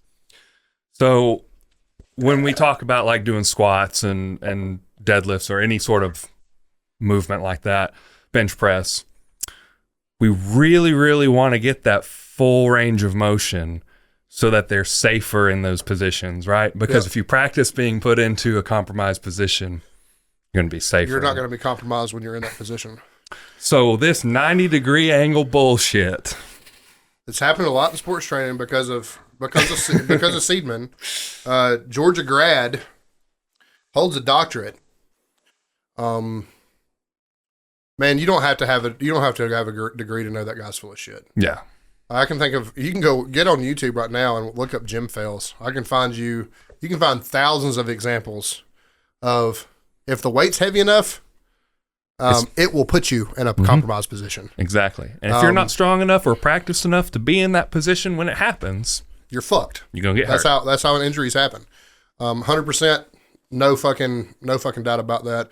The greatest example I can think of is Larry Wills working out with a bodybuilder, never done a full range of motion press before in his life.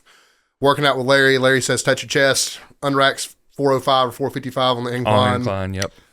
Pops, 3/4 of the way down, separates from his shoulder. Yep. Like, that's the kind of shit fucking matters. Yep. You can say the science says full range of motion is better for muscle growth. There is new science that says partial range of motion can be good if it's in the 50% to extended range of motion, not shorten, not the We're short part. We're talking lengthened partials. Yeah, I'm talking about the lengthened partials can be good for you. Shortened partials are still trash. Yep. There's like so much science that says full range of motion is better, with the exception of some things that we do in powerlifting to work specific weak points. Right. But they're going to still start, if you do a pin press or a pin squat, they're probably going to start just before that weakness happens and extend to after that weakness happens. They're not going to start directly at the height of the weakness. Right. So you're basically going to have to work through, it's going to put you in a position where you have to work through that weak point, right? Like that kind of stuff makes sense. But when you're talking, aside from powerlifting, we're just talking about athletes here. Like if you're a running back and you got to run for distance, and they're like, oh, well, you're only bending down this much, so in theory, you only have to be here like to make this amount of force. You need to practice that. It's like, no, like you need to have it all the way through. Yeah, absolutely. Like, I mean, sprints, I mentioned they're really, really bad injury prone, especially initially, like especially if you haven't sprinted in a while or are starting to sprint. Super, super lengthened hamstring. Super lengthened. Even somebody really immobile like me, like, is going to be max range of motion in a sprint than it is almost any other movement. Like, and you think of stuff like that often, if it's not practiced, what happens? Fucking more likely to tear. So you ain't even got to talk about like weighted ranges of motion. You're talking about like just movement. I mentioned depth jumps. Football coaches in particular, actually a lot of coaches are scared to death, and that basically would just be like stepping off and falling off of a box and catching yourself at the bottom of your squat. Yeah. That's what we're talking about. Yeah. They get shit on all the time because of Achilles injuries, this injury, jumper's knee, fucking groin tears, all this other stuff. Well, it's because you just expect a kid, you just asked him to squat 500 pounds, and now because you don't know the right order to periodize this, you're going to have him go do these jumps, and he has never done them, and you're going to start him at a 30-inch box and tell him to fall off of it, basically. Like, but I mean, if that stuff's practiced, if you start from 12 inches, 16 inches, 20 inches, like work your way up, like, that's fine. It's over the safe, course of 100%. weeks, months. Weeks, months. Like, you put anybody under a super stressful load and ask them to catch it at 30-plus inches, probably not going to fucking feel good. I mean, that's just the way of it. If they're trained for that range of motion, if they've been doing proper depth on squats before they do, before they're taught how to do that jump, those kind of things matter. I mean, 100%. I mean, you probably think about 100 fucking football injuries that happen because of poor range of motion, stuff like that. Seems like it's always the gym. Honestly, I think it's because it's the world we live in. But hammies are super common in football for sure. But it's the world we live in. But I think it's about strength sports first, and you have some dumbass. I hate it when you hear a bodybuilder say, "Oh, I don't squat to depth because I want to be quad focused." Quads grow better than any other muscle at a hyper lengthened, range of motion. But like, so you quarter squat because you're afraid. You're afraid you're going to get hurt. You got an ego. You can't. The range of motion is not going to hurt. Yeah. You doing the range of motion with some bullshit weight you can't actually squat, it's going to hurt you. Yep. Not training it often enough. I promise you that if you, train quarter squats with 405 pounds all the time, and you get a wild hair in your ass and you say, hey, let's load 500 on the bar, 550 on the bar, your quads might be strong enough to take it, but if the rest of you isn't, and it puts you in that extended range of motion, that's when you're going to have a fucking problem. Yep. And there is a such, in my case, there is such thing as hypermobile, because it starts affecting stability and stuff. But like, if those range of motions aren't trained, you're eventually going to get under a weight that is going to put you in that range of motion, and that's when it's going to be a problem. Yep. Like a bad one. I don't think there's any more glaring of an example than partial range of motion bench press or squats. Yeah. This hurts, that hurts, my knees hurt. Your knees are super forward, you're toed forward, like knees don't track well, you have no glute development because you never squat deep enough. So you get a lot of valgus, like, yeah, your knees fucking hurt because you don't squat because squats hurt your knees, but squats don't hurt your knees. You do everything in a squat that would hurt your knees. Yep. Your knees are never provided any relief because you only ever put them in a stressful position, ever. Not taught well. This is the way my football coach goes back to strength and conditioning. My football coach told me how to squat this way, and I've been doing it for 20 years. You've been doing it wrong for 20 years. I don't know what to fucking tell you, bud. Coach so-and-so that never had 135 pounds on his back doesn't fucking know what he's talking about in the squat. Like, sorry. Like, it's probably someone told him, I'm glad that Coach so-and-so was the best linebacker on the team in his 2A school in 1962, but he doesn't know. That doesn't mean he knows shit about how to squat. Yeah. But there's plenty of stuff to learn. There's plenty of stuff for me to learn. But like, I would argue that weight room related injuries, especially around football and stuff like that, is because they're taught poorly and regularly asked to exceed the ability of what their technique and knowledge can facilitate. Yeah. And that sucks. Like really, really bad. And then everyone blames it on the gym. And it's like, it's not the gym that's getting them hurt. It's the it's lack their of football coach pretending to be a strength and conditioning coach that's getting them hurt. And it's unfortunate these smaller schools can't afford that. Mm-hmm. And I don't have the time professionally to go and volunteer that. Right. I mean, I would love to. Really, really great idea. But like my busiest times when they're running football practice. Yep. Or when they're in the gym in the morning. Mm-hmm. You know, most of them lift in the morning, practice at night. That's how it works in the county. I don't have time to be there. I'm busy at 5, 6, 7 a.m. Like, Yeah. I don't have time to be there to help them. I would love to be, but like this idea that, kids want to be led, so they're going to hang on to everything their football coach tells them. Yep. And really, like, I really find a lot of people are going to think this is an extreme opinion, but I actually find like real moral and ethical issue with somebody attempting to coach something they have no idea how to coach. Yeah, I mean, I get like that. I said, I'm not a football coach. Right. You wouldn't try to be. Yeah. You wouldn't walk out there and be like, "Hey, I got this today. You can go home." Yeah, I don't. I don't know what to tell them about. The correct footwork or hand placement or anything like that. Right. I have a general idea, but just because you have a general idea doesn't mean you're qualified to teach it. And that's the problem is these coaches have a general idea, but they don't actually know how to facilitate it. Yeah, and it's incredibly offensive and it's really fucking dangerous. Yeah, it's a detriment to these kids too who want to play these sports because they're not getting and that's something that I think about. Like, I don't know what kind, how many, or if at all that my daughter's going to play sports. If she does and she goes there and some coach is telling her, "Oh, well, you got to do this, this, and this," I'm going to immediately go up to that coach and I'm like, "You're not in charge of this anymore." I'll be honest with you, in this county, girls still don't lift weights. Yeah. That's incredibly goddamn stupid. Yeah, that's not something that's going to be. Coleman High School is a little bit ahead of them. They're definitely lifting weights and stuff like that. But like, girls aren't in the weight room near as often as the boys are. Yeah, that and the boys are already doing it poorly, and the girls aren't doing it at all, right? Or enough. Like some backwards ass hick shit. But I really do think part of it is they just don't prioritize, strength and conditioning in women like they do in men. Common injury and I've talked about this before. Common injury in women's basketball players is ACL injuries. Mm-hmm. If you see how they land, it's directly because of a glute med weakness that causes knee valgus when they land and when they jump. That makes sense. Well, fortunately in powerlifting, we deal with that all the time. Right. Like, we know it's the glute med. We know how to fix it.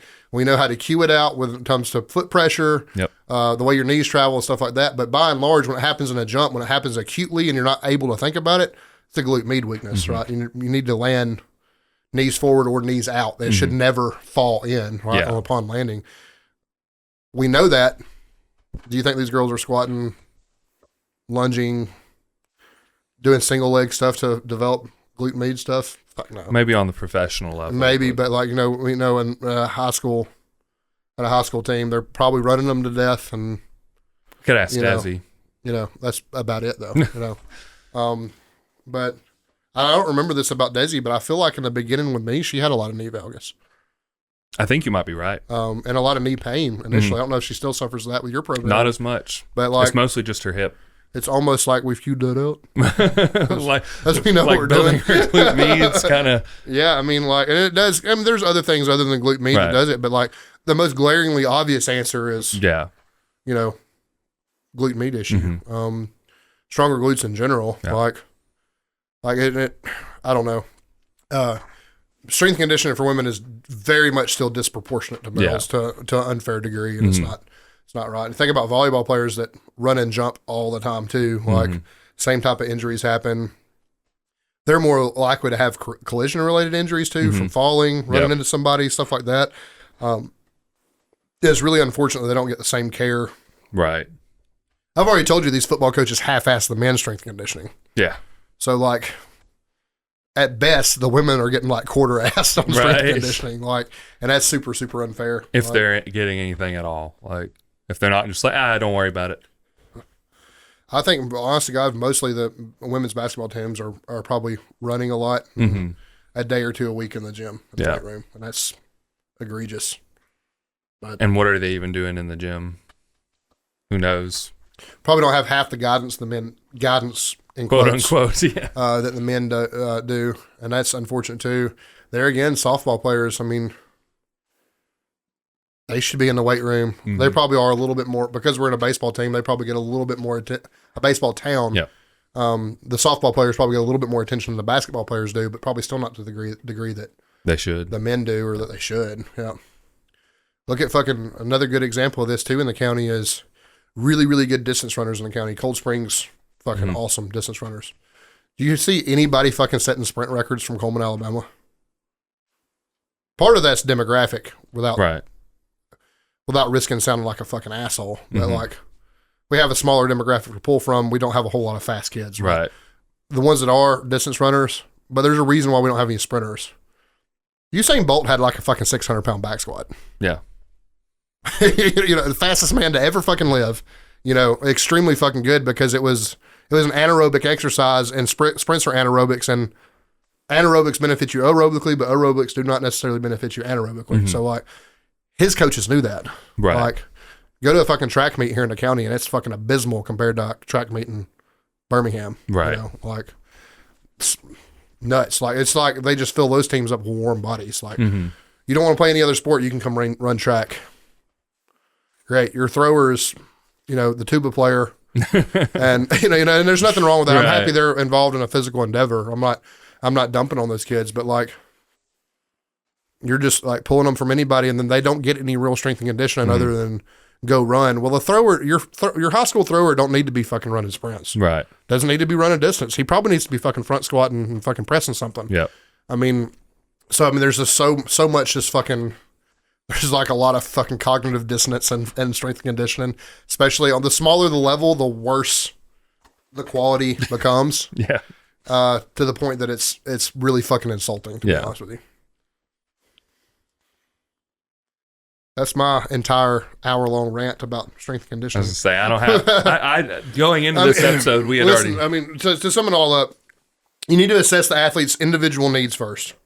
What are they bad at? Also, remove yourself from the fact that you, as a strength conditioning coach, unless you have experience like maybe Ron does with baseball, I would trust Ron to work on baseball-specific drills with a baseball player. But if you don't have that ability, you should be working on what are their individual weaknesses as a baseball player that I can fix in the gym within the context of my knowledge. You probably, if you're not a baseball coach, you probably don't need to be trying to fix a kid's swing. You don't. Even if you're really biomechanically advantaged and have an understanding of that, it's not your place, and two, their time is spent better with you elsewhere because they're probably getting help with that from a hitting coach, from their baseball coach. Like, there's a million different things, right?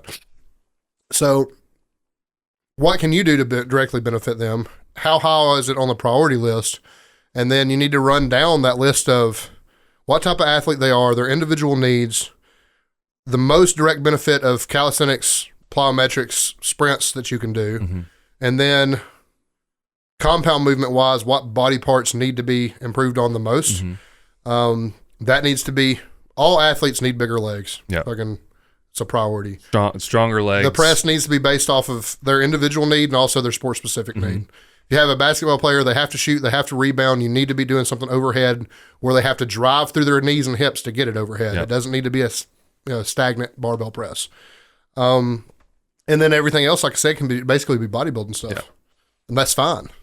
Just to build a bigger body. That's but all we're the most important thing for an athlete is addressing individual need, sport specific need, and then improving their overall strength and athleticism. In that order. Just basically like you think about their sport specific need, and then like, so you're putting all this focus on that. If you don't focus on something like the supporting muscles for all that, then you are putting them at risk of being imbalanced, which could cause injury. So which is the reason for the bodybuilding. Exactly. Yeah. 100%. Mobility can be a big thing with athletes. Like, get bigger guys, especially more mobility is really, really beneficial to offensive linemen, defensive linemen, anybody on the football field, really. But your ability to get low and stay low is going to be very dependent on hip, hamstring mobility, stuff like that. Ankle mobility, even mobility in your feet. Turf toe is a real thing. Yeah. And that's basically a ligament strain in your big toe. Sounds like it's a fungus, but it's actually a legitimate, like. No, that makes sense because if they're grabbing pushing the floor. it's from pushing off their toes. Yeah. we may experience every now and then. I'll have powerlifters experience that from lunges, split squats, stuff like that.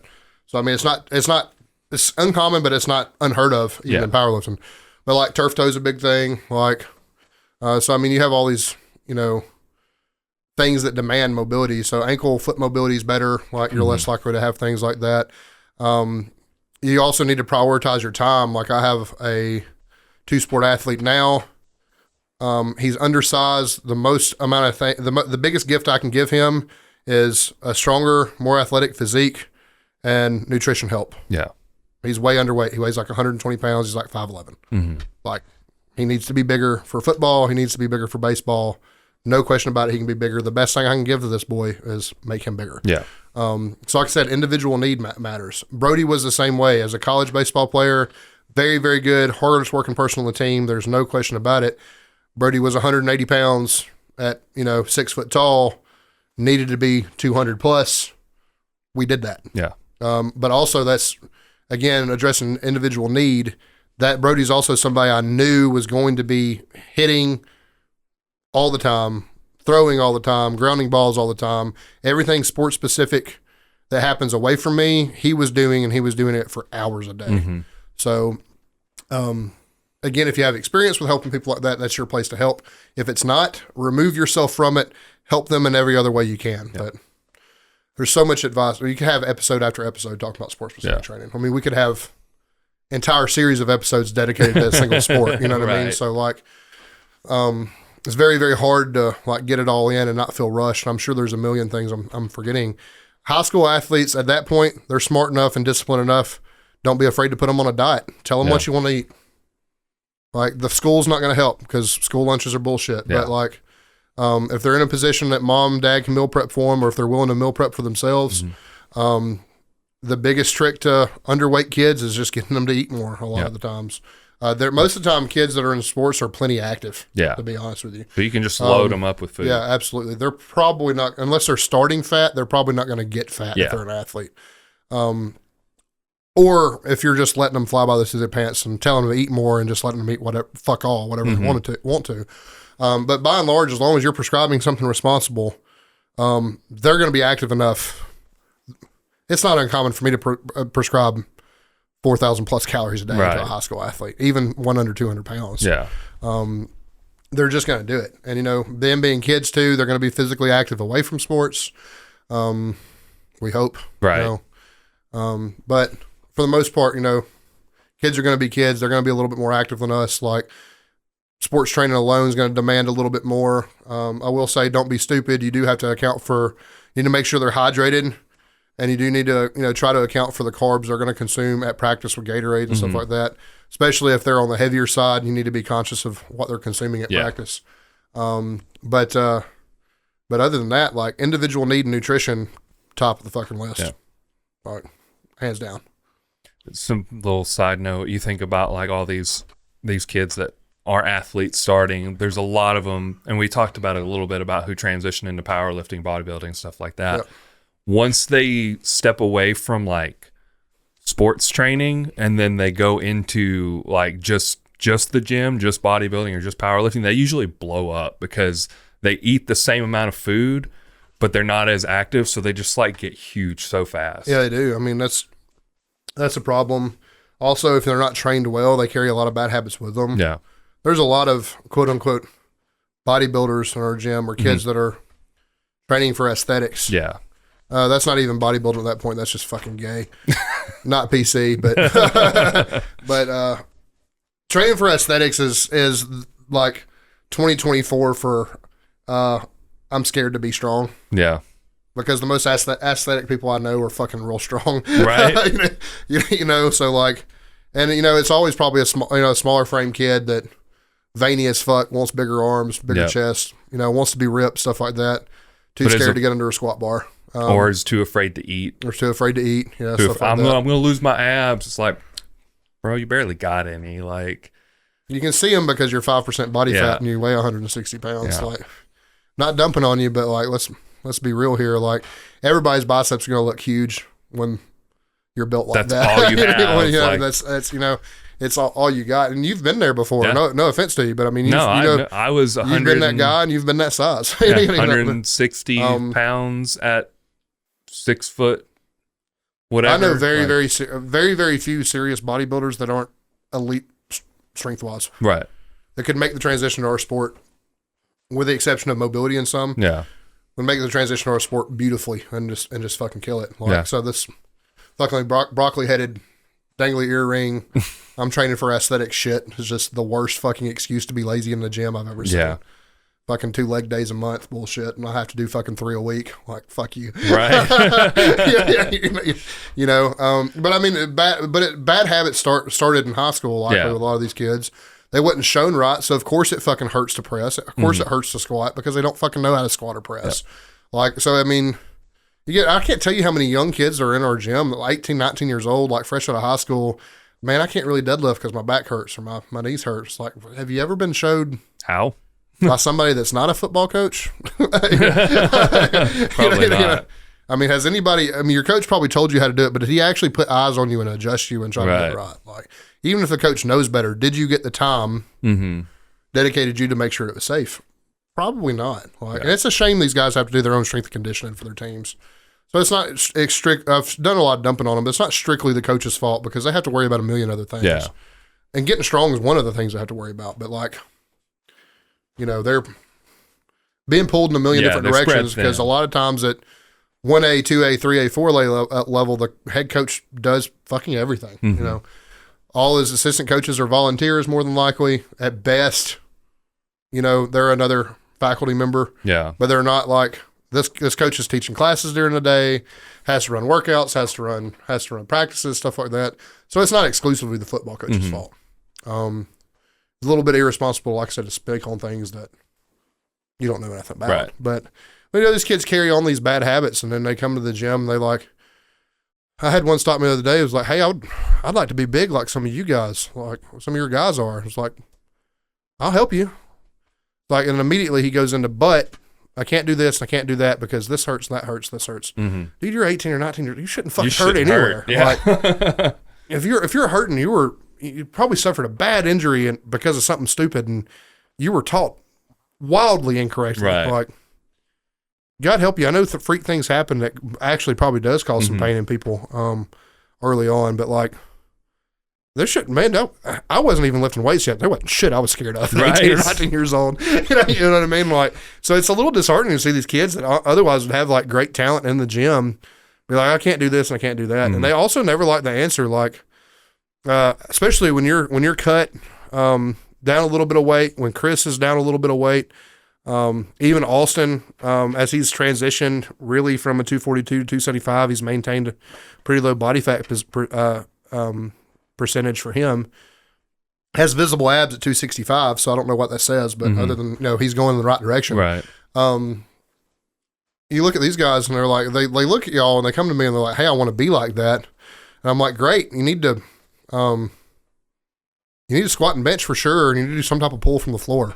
It ain't gonna be a deadlift. Hell, you can do a bent over row, right? Like power clean, back, like whatever you want to do. Like, you can carry something. It doesn't matter. Yeah. You do something pull from the floor, and you need some type of big press, and you need some type of squat. And then when you tell them the answer, they're like, "I don't want to do that. I don't want to do that. That's hard." And I have a saying around the gym. I ask Mason Lindsay every day. I was like, "Why are we stronger than everybody else?" And he'll tell you it's because we do the hard things. Hard things work. Yep. That's true. Sometimes the hard things is scaling back your drugs. Sometimes the hard thing is scaling back your drugs, or like for me, like getting your diet right, or like it's not always squat, bench, and deadlift. Yeah, but sometimes it's ancillary things. Like fucking People want bigger shoulders all the time. Like, do you barbell press? No. Do you dumbbell press? Do you at least dumbbell press? I do, but this hurts and that hurts. I like the machines. I like the machines are good. Yeah. They don't hurt. Machines are good if they're unilateral machines. Fucking pretty good. But we don't have any of those. Right. You want a dumbbell press? Like, listen, dude, it doesn't matter if you have to press the tens. Like, right. Like, I think, this comes with old age, and I know you're getting to this point now to yourself. Like, I don't really care what the fuck my weight my accessory works at. I do want it to move up over time. Yeah.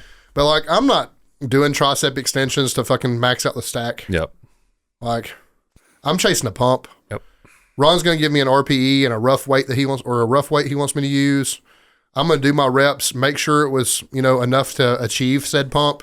If it's not, I'll mark it as, hey, this was a little easy. He'll move up next week for me. Like, just do the work. Like, it doesn't have to be crazy, but doing it is better than not doing it. My thing is like not even necessarily like, I don't care how much weight I'm moving away from the squat, bench, and deadlift. Like when it comes to my accessory work, the only thing I care about is like controlling the weight and feeling it, and just like being able to say mind to muscle connection. I felt it.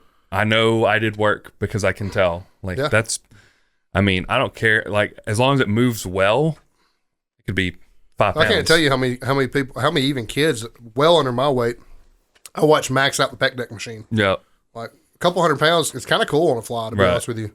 And they do it, and they're just like, there's so much body English and shoulder in it and like stuff like that. Like I get a better on a pec deck, I can get a good pump with 90 pounds and slowing down. you know what I mean? Like at this point, like if I'm gonna hurt myself, I'm gonna do it. I'm gonna do it on the squat rack or the bench press rack or on the deadlift platform. Something like, cool. I ain't fucking putting my balls on the chopping block for a hack squat. Right. I'm not. Like I have yet to have anybody ask me what my max hack squat is. You know what I mean? Leg press. Or leg press for that matter. Every now and then you get some dildo that's like, yeah, but what do you leg press? It's like, so I don't give a fuck what I leg press because I just squatted your fucking truck. Like I don't care. Like, I'm a bad squatter. I was like, and still I'm squatting more weight than you can fucking fathom, and you're worried about my leg press? Like, fuck you, bud. I mean, it's a stupid, but I'm not, I get a fine pump on the leg press 3 or 4 plates. Yeah. I think the last time I did leg press, I had 5 plates on there. I did it for like 12 to 15. Had a great pump. Wasn't worried about it at all. You didn't have people sitting on top and every plate in the gym on it? Did you quarter rep it? I also hit it to my chest. So. Yeah, I mean, and a lot of this isn't their fault. It really is bad habits that stem from bad strength and conditioning, I think. Yep. And then bad strength and conditioning led them to have a bad experience with the gym. And then they have understandable, but also unnecessary and unfair bias against the things that we do because, well, it hurt them. Yep. Well, that's not my fault. That's Coach so-and-so's fault because he didn't take the time to teach you right. Yeah. I have a small experience with that.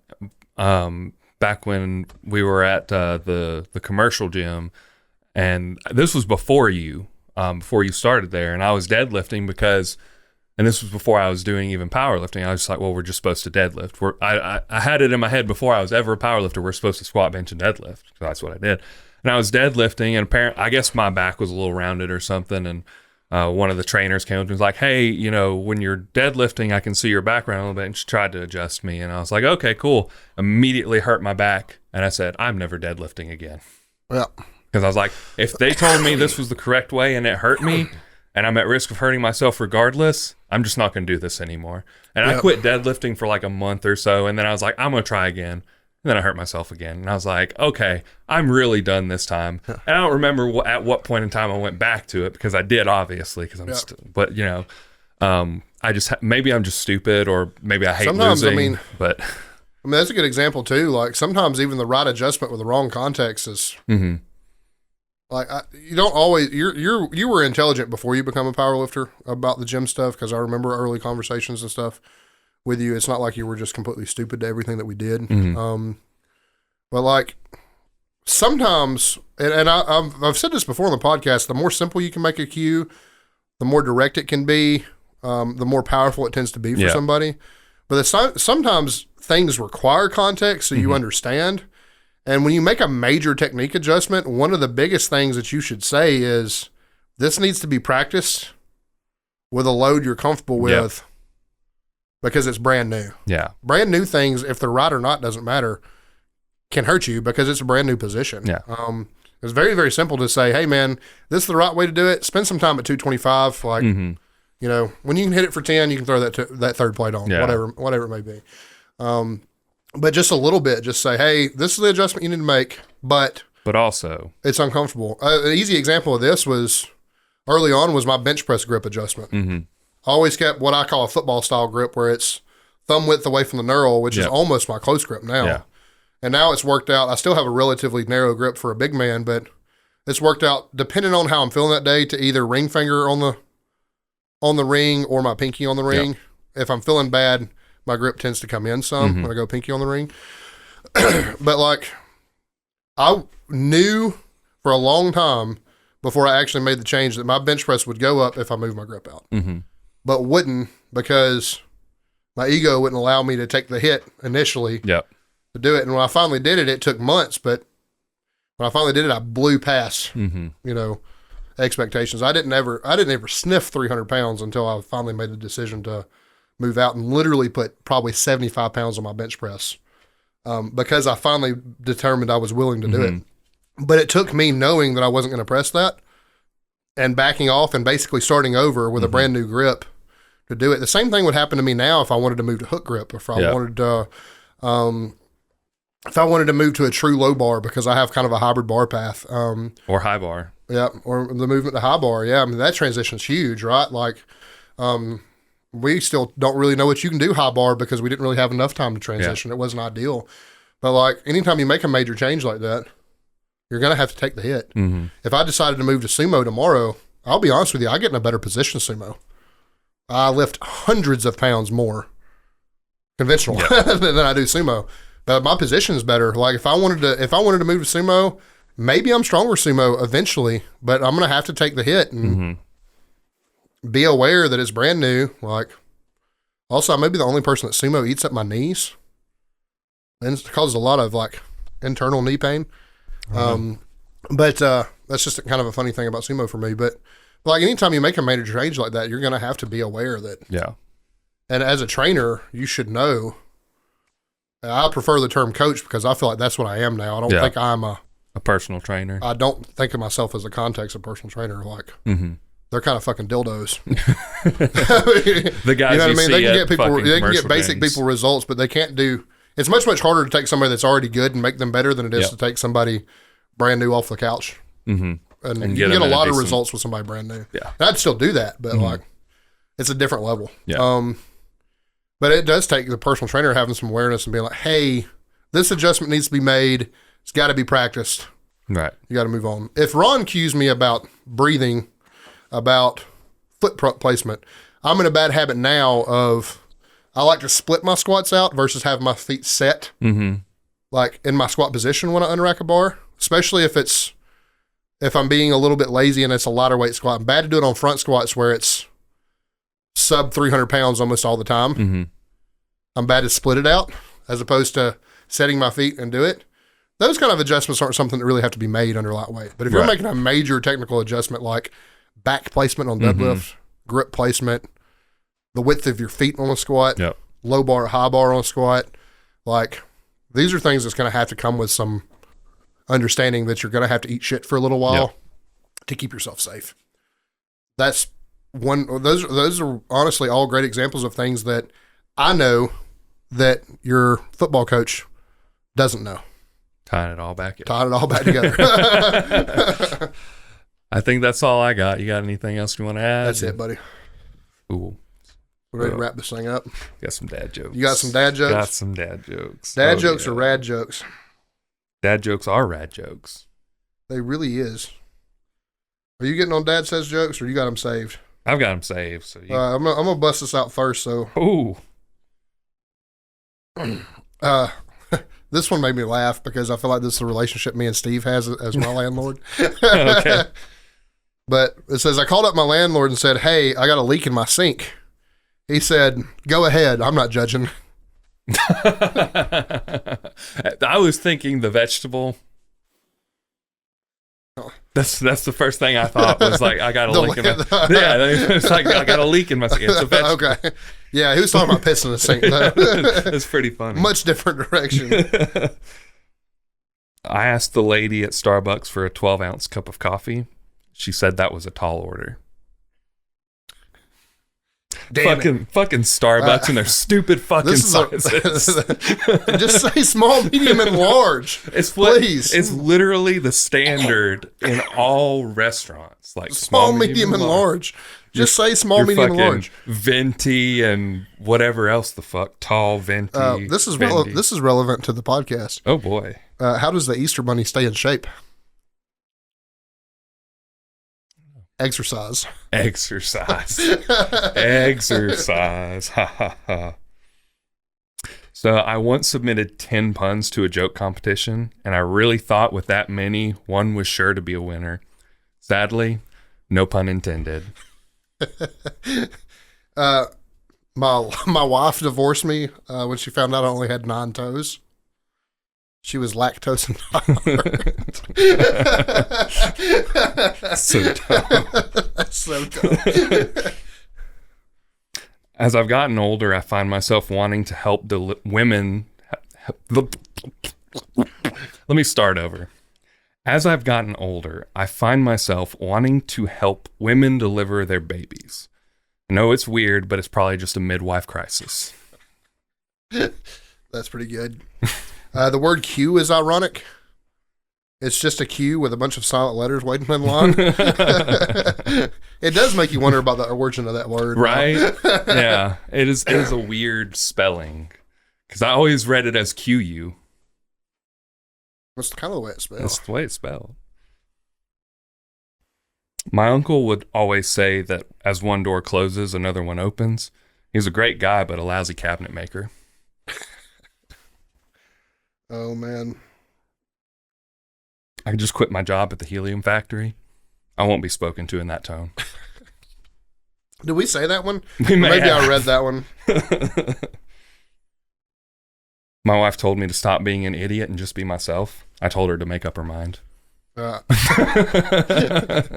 I've been banned from the Secret Cooking Society.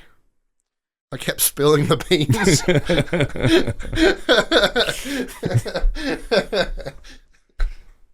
What's black and white and black and white and black and white?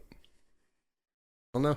A penguin rolling down a hill. It was really dumb. It was really dumb. I don't know why it made me chuckle, but it did. This is actually has a comic with it, with a patient's talking to a doctor, but I feel like this is actually what the medical field does. It says, what seems to be the problem, sir? And the guy says, it hurts when I do this. And the doctor says, then don't do that. There's a bill for $10,000. There's a bill for $10,000. It's true, though. The best orthopedic surgeon in the world says, don't do that thing. That thing that hurts, don't do it anymore. That's really sad because when you think about it in the context of like going to the gym and strength training and stuff, they're like, oh, but it hurts when I do these things. And it's like, oh, just don't do it. It's like, that's not how you get better. Not at all, as it turns out. Well, that's dad jokes on the Sip It and Rip It podcast. Sip It and Rip It. Sounds like a fucking frog.